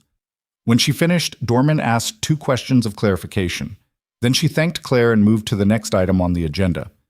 It was, by any measure, an unremarkable 11 minutes, which was exactly right. Afterward, in the hallway, Ibarra was waiting with coffee. 2 cups, handed one to her without commentary. "Vidal," she said. "We've had him since last night," Ibarra said. The contract history made the conflict of interest automatic. His own records have the draft of the letter. He wrote it. A pause. "For a fee." Cade paid him. Vidal's financial records show a payment from a consulting entity that traces back through 2 LLC layers to an account Cade controls. Ibarra said it in the tone of a man who had seen this structure before and found it unsurprising. "It took longer to find than it should have, but it's there." Claire drank the coffee. It was bad coffee, the kind from a service cart, and she didn't mind at all. "What happens to Cade now?" she asked. "Employment termination is the board's decision. That'll happen today based on the ethics violation alone. The financial fraud and the federal document issue are referrals to the U.S. Attorney's Office. That timeline is longer." Ibarra looked at his own coffee. "His medical license goes to the Ohio board for review. Prager will fight it. It'll take 18 months. But the record is the record." "And Colgrove?" Her attorney called Mercer at 8:15 this morning. They're negotiating a cooperation agreement. She provides full documentation of the administrative decisions, including the October communications. In exchange, she gets some degree of consideration on the personal liability questions. She's giving him up. She's giving up what she has in order to limit what she loses. He looked at her levelly. There's no version of this where Colgrove comes out intact. This is the version where she comes out less damaged. Claire thought about that, about the calculation Colgrove was making, the cold arithmetic of it, the way the self-preservation instinct at the end of the line looked almost identical to the self-preservation instinct that had started it. "How long until they dismiss the 3rd write-up?" she asked. "The board will formally vacate all 3 write-ups and the termination before the meeting ends today. There'll be a letter by end of business." He paused. "Mercer's filing the wrongful termination paperwork this afternoon as well, for leverage in the reinstatement conversation. Okafor already submitted a reinstatement recommendation." "I know, so did Torres." He looked at her briefly. "Apparently she told 3 people about the tension pneumo before she left her shift last night." Claire said nothing. "You don't like being talked about," Ibarra said. "I like people staying alive," she said. "The talking about is adjacent." He almost smiled. "Same as always." At 1:47 p.m., Preston Cade walked out of Mercy Vale Medical Center for the last time. Claire wasn't watching from the lobby. She heard about it later in the way you heard about things in hospitals, through the movement of information across people rather than through direct witness. She heard that he came out through the main entrance rather than the staff entrance, which might have been deliberate or might have been disorientation, and that he walked to the parking garage with his attorney and didn't stop to speak to anyone, and that the handful of staff who saw him didn't say anything. What she was doing at 1:47 was sitting in the family waiting room on the 2nd floor, the same one she'd sat in the previous morning, reading through Rowe's preliminary findings document, which Mercer had given her a copy of at noon. It was 41 pages. She read all of it. It was the kind of document that had the specific quality of institutional reckoning made permanent, not dramatic in its language, not vindictive, not even particularly readable in the literary sense, but dense with fact and sequence, with the thing that had been happening here for longer than 8 months laid out in the kind of detail that did not permit alternative interpretation. Her name appeared 63 times. She counted. She called Alicia Strand at 2 o'clock, as she'd said she would. The conversation lasted 40 minutes, and she chose her words with the care of someone who understood that precision in this context was itself a form of protection. She said what she could document. She described what she'd experienced in terms of sequence and fact. She declined to speculate about Cade's motivations or characterize his conduct beyond what the record showed. Toward the end, Strand asked, "Is there anything you want people to understand about what happened here that isn't in the official record?" Claire thought about that for a moment. "The official record is what matters," she said. "What I want people to understand is already in it." Strand paused. "That's a very deliberate answer." Yes, Claire said. She hung up and sat with the 41-page document and the cold second-floor quiet for a few minutes. Then she packed her bag and went downstairs. The letter was waiting in her email by 4:30 p.m. Mercy Vale Medical Center, Office of the Board of Directors, formal language, the kind that used words like hereby and effective immediately. It vacated all 3 disciplinary actions. It acknowledged that her termination had been based on information that was factually incorrect and procedurally improper. It formally restored her employment status and noted that reinstatement terms would be discussed at her earliest convenience. She read it twice, closed her laptop. She was at her kitchen table with the evening coming down over Denton, the streetlights starting to come on along the road outside her window, the ordinary sound of the neighborhood settling into its end-of-day rhythms, when her phone rang. Mercer. "There's something I need to tell you," Mercer said, and her voice had the texture of someone who had found something unexpected rather than someone delivering planned news. Vidal's records, the payment from Cade's LLC, the ones that connected him to the letter. We've been going through the full financial history. And there's a second payment, different account, different LLC, 14 months ago. A pause. 14 months ago is before you were employed at Mercy Vale. Claire went still. The second payment authorized Vidal to compile a background profile, Mercer said. Not for Mercy Vale, for a different recipient. The profile was on a specific individual, a former Army medical officer, decorated service, honorable discharge, relocated to Ohio. The kitchen was very quiet. The profile was compiled before you applied for the position at Mercy Vale, Mercer said, before you were a candidate, before there was any professional connection to Cade. The streetlight outside flickered on. He knew who I was, Claire said, before I walked in the door. A silence on the line. Mercer, she said, why would Cade pay to profile a nurse he'd never met 14 months before she applied to his hospital? That's what we're trying to determine, Mercer said carefully. But Claire, the profile wasn't commissioned by Cade. The streetlight held steady now, orange against the dark.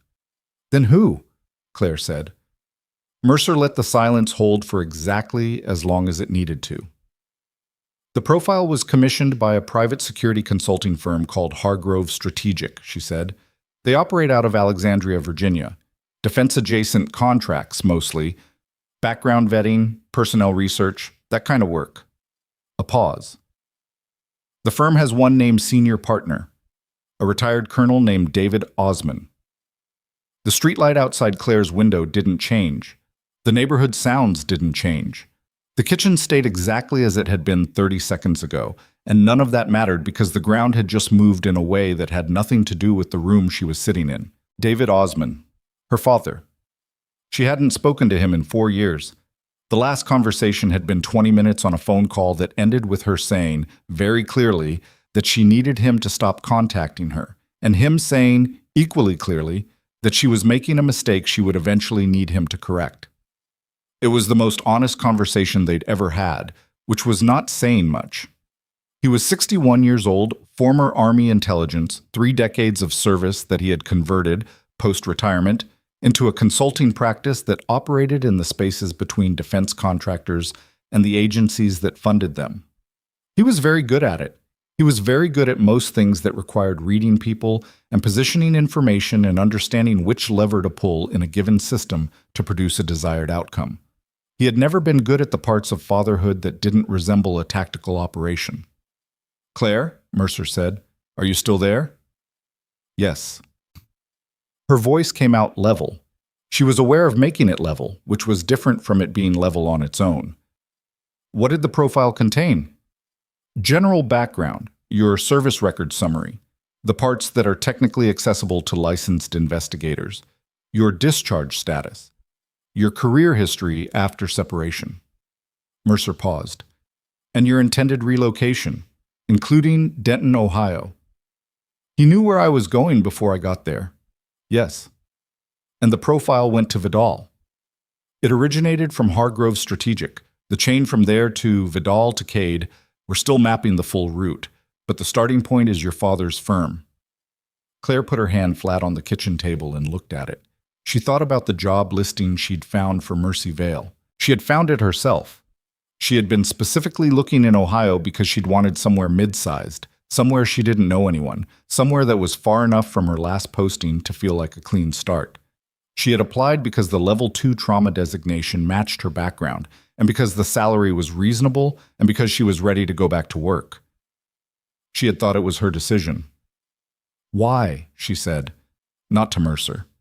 To the kitchen, to the question itself, to the specific shape of a thing she couldn't yet see the full dimensions of. That's what the investigation will determine, Mercer said carefully. But I want you to be prepared for the possibility that his motivations were, she stopped, complicated. Complicated. The word people used when they meant something they didn't want to say directly. Claire thought about it. Her father, who had spent 30 years operating in environments where information was currency and positioning was power. Her father, who had watched her build a military career that exceeded his expectations and then leave it on her own terms, which was the one thing he had never been able to predict or manage. Her father, who had called her 3 times in the 18 months after her discharge, each call framed differently, checking in, concerned, offering connections, but all of them underneath about the same thing. The discomfort of a man who had spent decades controlling outcomes watching someone he considered his closest project move entirely outside his reach. He hadn't commissioned the profile to harm her. That was the thing that was becoming clear, in the cold way that clarity sometimes arrived. Not as comfort, but as the full shape of something you'd been seeing partially. He'd commissioned it to find her, to know where she was, to maintain the threat of proximity even after she'd cut it. And then, through Vidal, through channels that preserved his own distance from the thing, he had, what? Let the information exist in a place where it could be used? Allowed someone else to do with it what he would never have done directly because he understood that the direct version would be unforgivable? That was worse than malice. Malice was clean. This was the particular kind of damage that people did when they loved improperly and called it something else. I need to think, she told Mercer. Take the time, Mercer said. The investigation will proceed regardless. His firm will be contacted. If there's criminal exposure, the U.S. attorney handles it, not us. A pause. Claire, I'm sorry. This wasn't information I expected to be delivering. I know, she said. Thank you for telling me directly. She hung up. She sat at the kitchen table for a long time, not crying, not angry in the acute way, something slower and more structural than anger. The kind of reckoning you did when a thing you'd always half known finally assembled itself into a shape you could see whole. Her father had tracked her, had mapped her relocation, had allowed his information to travel to a man who used it as a weapon against her. Whether he'd known how it would be used, whether he'd intended the full extent of it or only its initial purpose, was a distinction that would matter to a court and did not particularly matter to her. He had treated her, even in absentia, as a variable in his own operation. She had spent 8 months thinking the problem was Preston Cade. Cade was a problem. Cade had done real damage, had made deliberate choices, had used what he had. But the thing that had made her available to be targeted, the fraudulent profile, the manufactured uncertainty about her background, had come from someone who knew her not as an employee or a nuisance, but as a daughter. That was going to take considerably longer than tonight to fully process. She got up, made tea she didn't particularly want, stood at the window and watched the street.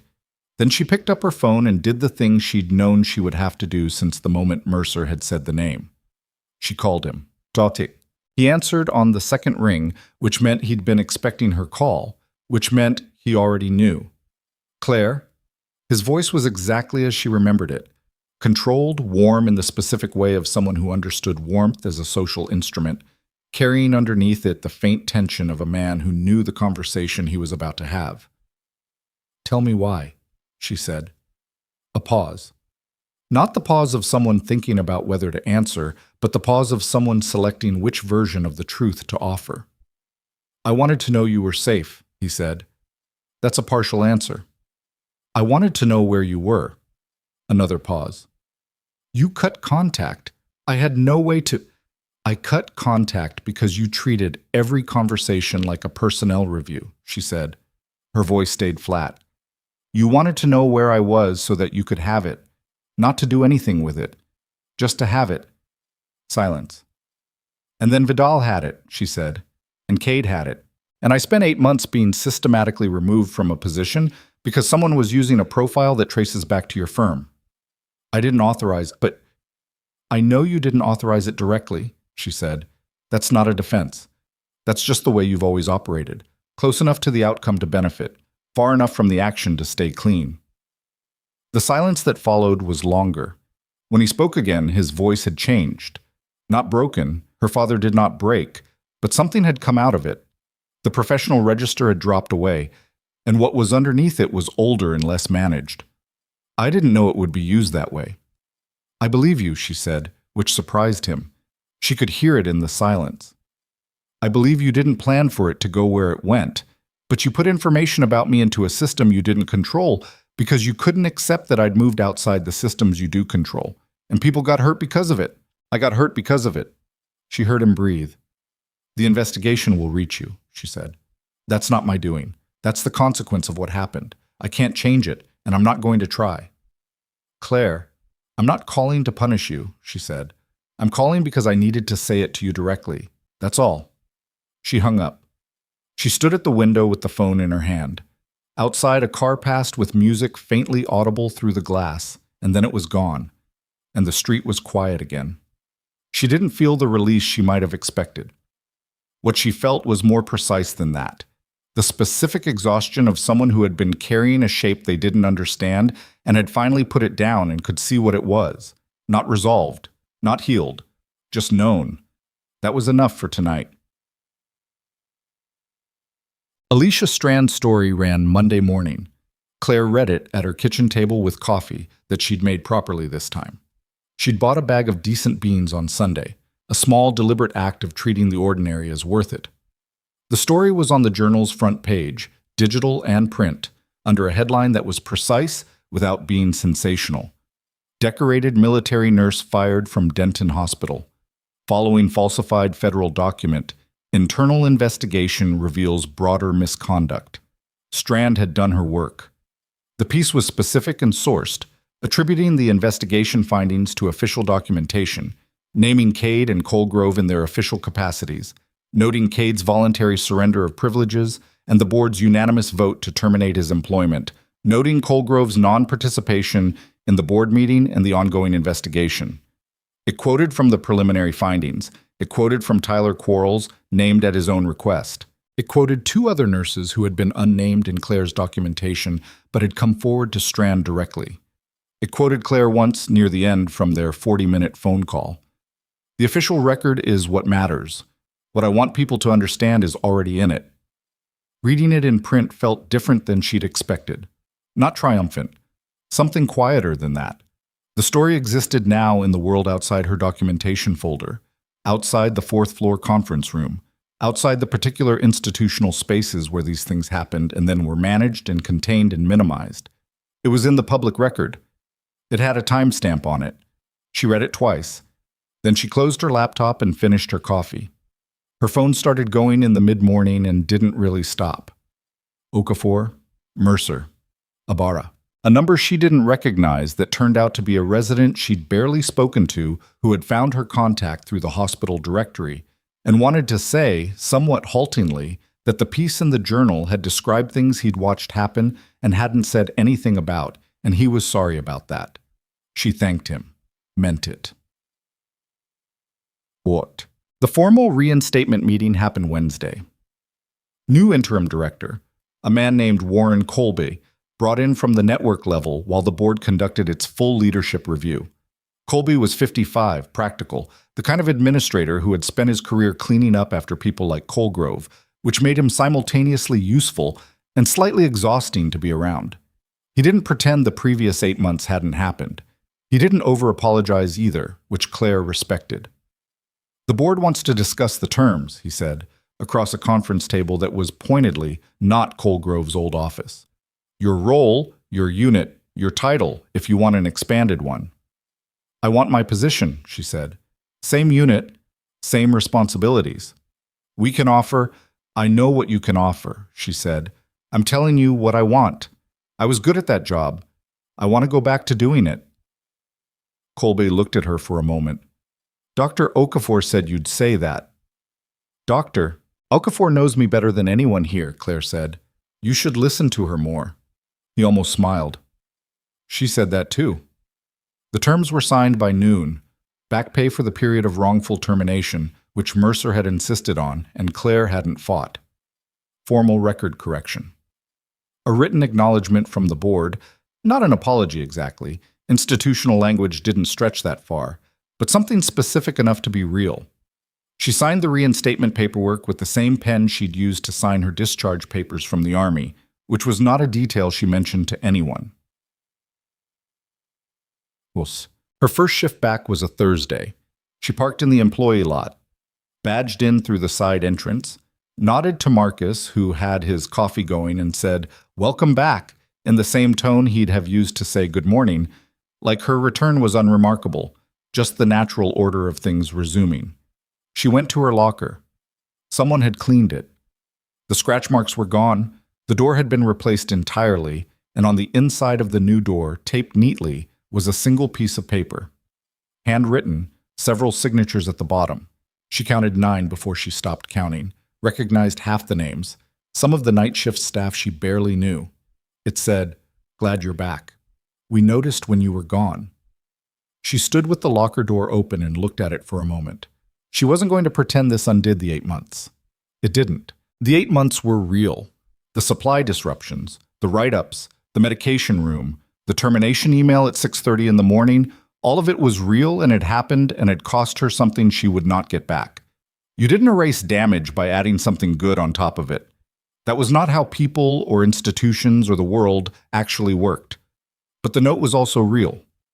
She put her things in the locker, closed it, and went to work. 3 weeks later, she ran the first session. It had been Okafor's suggestion initially, then her own decision, then a formal proposal to the new department structure, then a curriculum she built herself on evenings and weekends using Army field medicine protocols adapted for a civilian trauma environment. The board had approved it in under 48 hours, which was the fastest they'd approved anything in recent memory, according to Colby, who said it with the air of someone who found this slightly embarrassing. The session was for ER nurses and first-year residents. 8 people around a conference table, 2 of whom Claire had worked with before, 6 she was meeting for the first time. They had the mixture of expressions that any new training group had, some engaged, some politely skeptical, one young woman in the back whose body language was the specific closed-off quality of someone who'd been burned by institutional training before and was waiting to be burned again.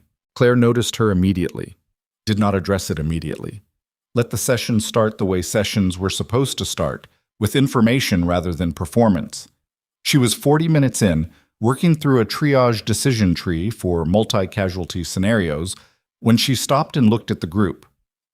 "I want to ask you something," she said. "Not on the curriculum." The room shifted, the attentiveness people had when they sensed they were about to hear something not in the materials. How many of you have been in a situation at work where you knew the right thing to do and did it, and it cost you something? A silence. Then slowly, 3 hands, then a 4th. Then the woman in the back, after a moment, raised hers. Claire looked at them. "That doesn't stop," she said. "I want to be honest with you about that. You will be in situations where knowing and doing the right thing is the thing that makes your environment harder. Not always, not every day, but it will happen." She paused. "What I can tell you is that the documentation of what you do, the evidence of how you showed up, that is yours. They can't take it, and it outlasts everything else." The room was quiet.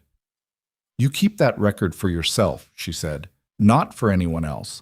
For the version of you that might one day need to show someone, or just remind yourself who you were in that room." The woman in the back had uncrossed her arms at some point in the last few minutes. Claire had noticed. "Okay," she said. "Back to the decision tree." Mat. The investigation into Hargrove Strategic concluded 6 weeks later. David Osman's firm was found to have provided Claire's background information to Vidal through a chain that, while not criminal on its own, constituted an unauthorized use of partially protected service record information that violated federal privacy regulations.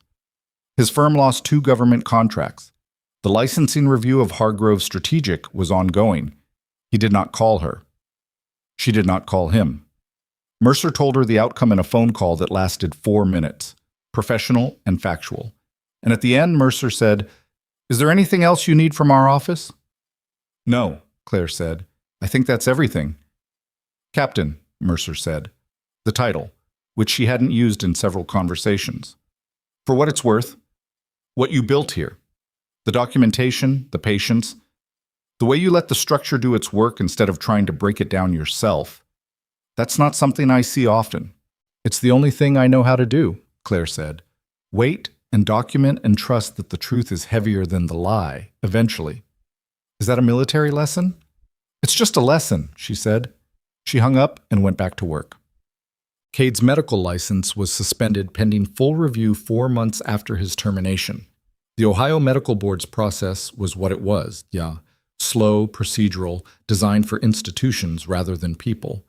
But the outcome was not in doubt, and Prager, his attorney, had apparently told him as much in private because he did not fight it publicly.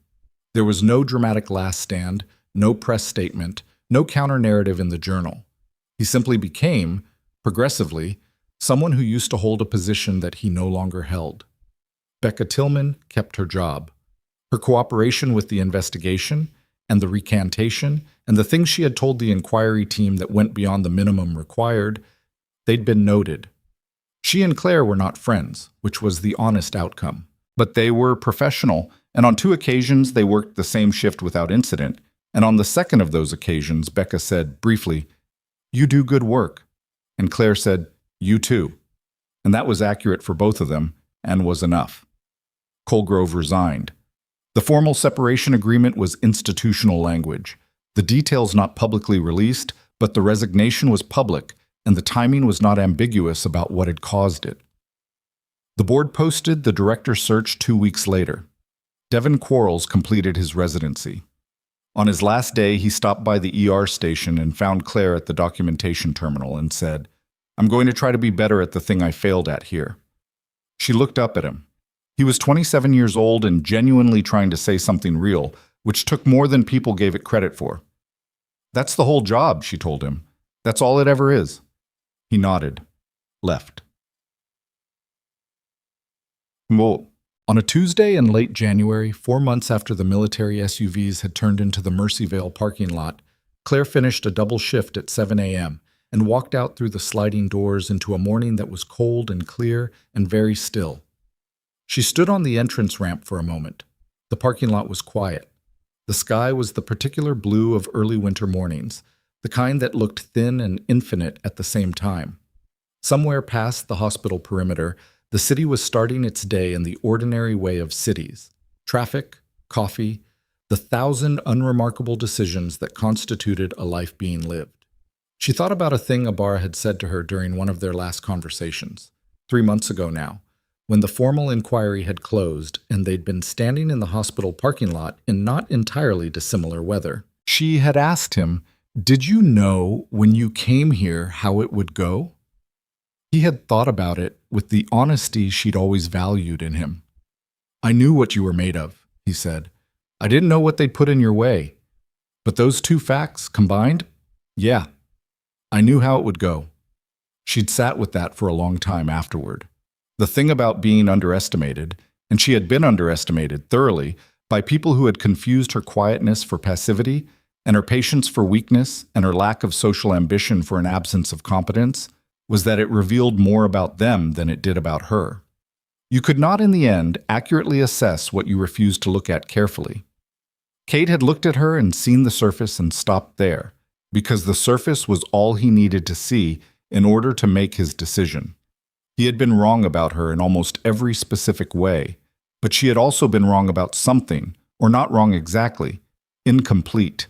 She had come to Denton to disappear into ordinary work, to be useful in a contained way, to do her job well and quietly, and without the weight of what had come before. She had thought that quietness was what she needed, and it was, for a while. But you couldn't disappear into ordinary work and also be extraordinary at it. Those 2 things created friction eventually. The 8 months had been the friction. She didn't regret any of her choices. She regretted what Cade and Colgrove had chosen to do, and she understood that their choices said nothing about her character and a great deal about their own. She regretted that her father had never learned to love someone without maintaining operational control over them, and she understood that this was not a problem she could solve and had spent enough energy trying. What she did not regret was the documentation, the early arrivals, the 2 extra minutes with Gerald Sutter, Diane Cho in Bay 4 at 11 at night, the 12 lead that caught what Diane herself hadn't noticed, the needle landmark in Bay 2, the quiet word to Torres, everyone surviving because someone was paying the right kind of attention. That was not heroism. She didn't think of it that way. It was what competence looked like in practice. Not dramatic, not performed, just present and reliable, and unwilling to be anything less than what the situation required. She started walking toward the parking lot. Her phone buzzed. Abara. Surgeon General's office is asking about your availability for the consulting call. This week or next? She smiled slightly, which was something she did more often now than she had in September. Not constantly, not performatively, just when something was genuinely worth it. Next week, she typed back. I have a training session Thursday. She put the phone in her pocket, got to her car, put her bag on the passenger seat, sat for a moment with the engine off, looking at the hospital entrance in the rearview mirror, the sliding doors, the handicap ramp with the recently repaired concrete, the Mercy Vale sign in blue and gray catching the morning light. She thought about a question one of the residents had asked her after the 3rd training session, a young woman named Sophie Park, who asked questions with the directness of someone who hadn't yet learned to soften them, which was a quality Claire intended to encourage rather than correct. Sophie had said, "How do you stay calm when everything is telling you that you've already lost?" Claire had thought about it for a real moment, not a performed pause, but an actual consideration of what the honest answer was. You decide what you're protecting, she said, not your position, not how people see you, the actual thing, the patient in the room, the record of what you did, the truth of who you are when nobody's grading it. If that's clear, the rest is just noise. Loud noise sometimes, but noise. Sophie had written it down, which Claire had noticed and not mentioned. She started the car. The morning was bright and cold, and hers. She had work to do. Not today. Today she was going home to sleep and eat something real and call her sister and do the ordinary maintenance of a life that had recently been through something and was still standing. But tomorrow, and the day after, and the week after that, when she would stand in front of another room full of people learning how to keep other people alive, and she would give them the best of what she knew, which was considerable, and she would watch them get better at it, which was the point. Not every institution was worth saving, but some of them were, and the ones that were required someone to stay inside them and refuse to become the worst of what they could produce. Someone who kept the record, someone who showed up, someone who understood that silence was not the same as acceptance, and patience was not the same as surrender, and the fact that you were still standing at the end of it was its own kind of answer to everyone who had decided you wouldn't be. She pulled out of the parking lot and drove toward home through the clear January morning, and the city opened up around her, ordinary and imperfect, and full of people doing their best and sometimes failing at it, and sometimes, on the days that mattered, not failing at all. That was enough. That had always been enough. She just hadn't needed anyone else to know it.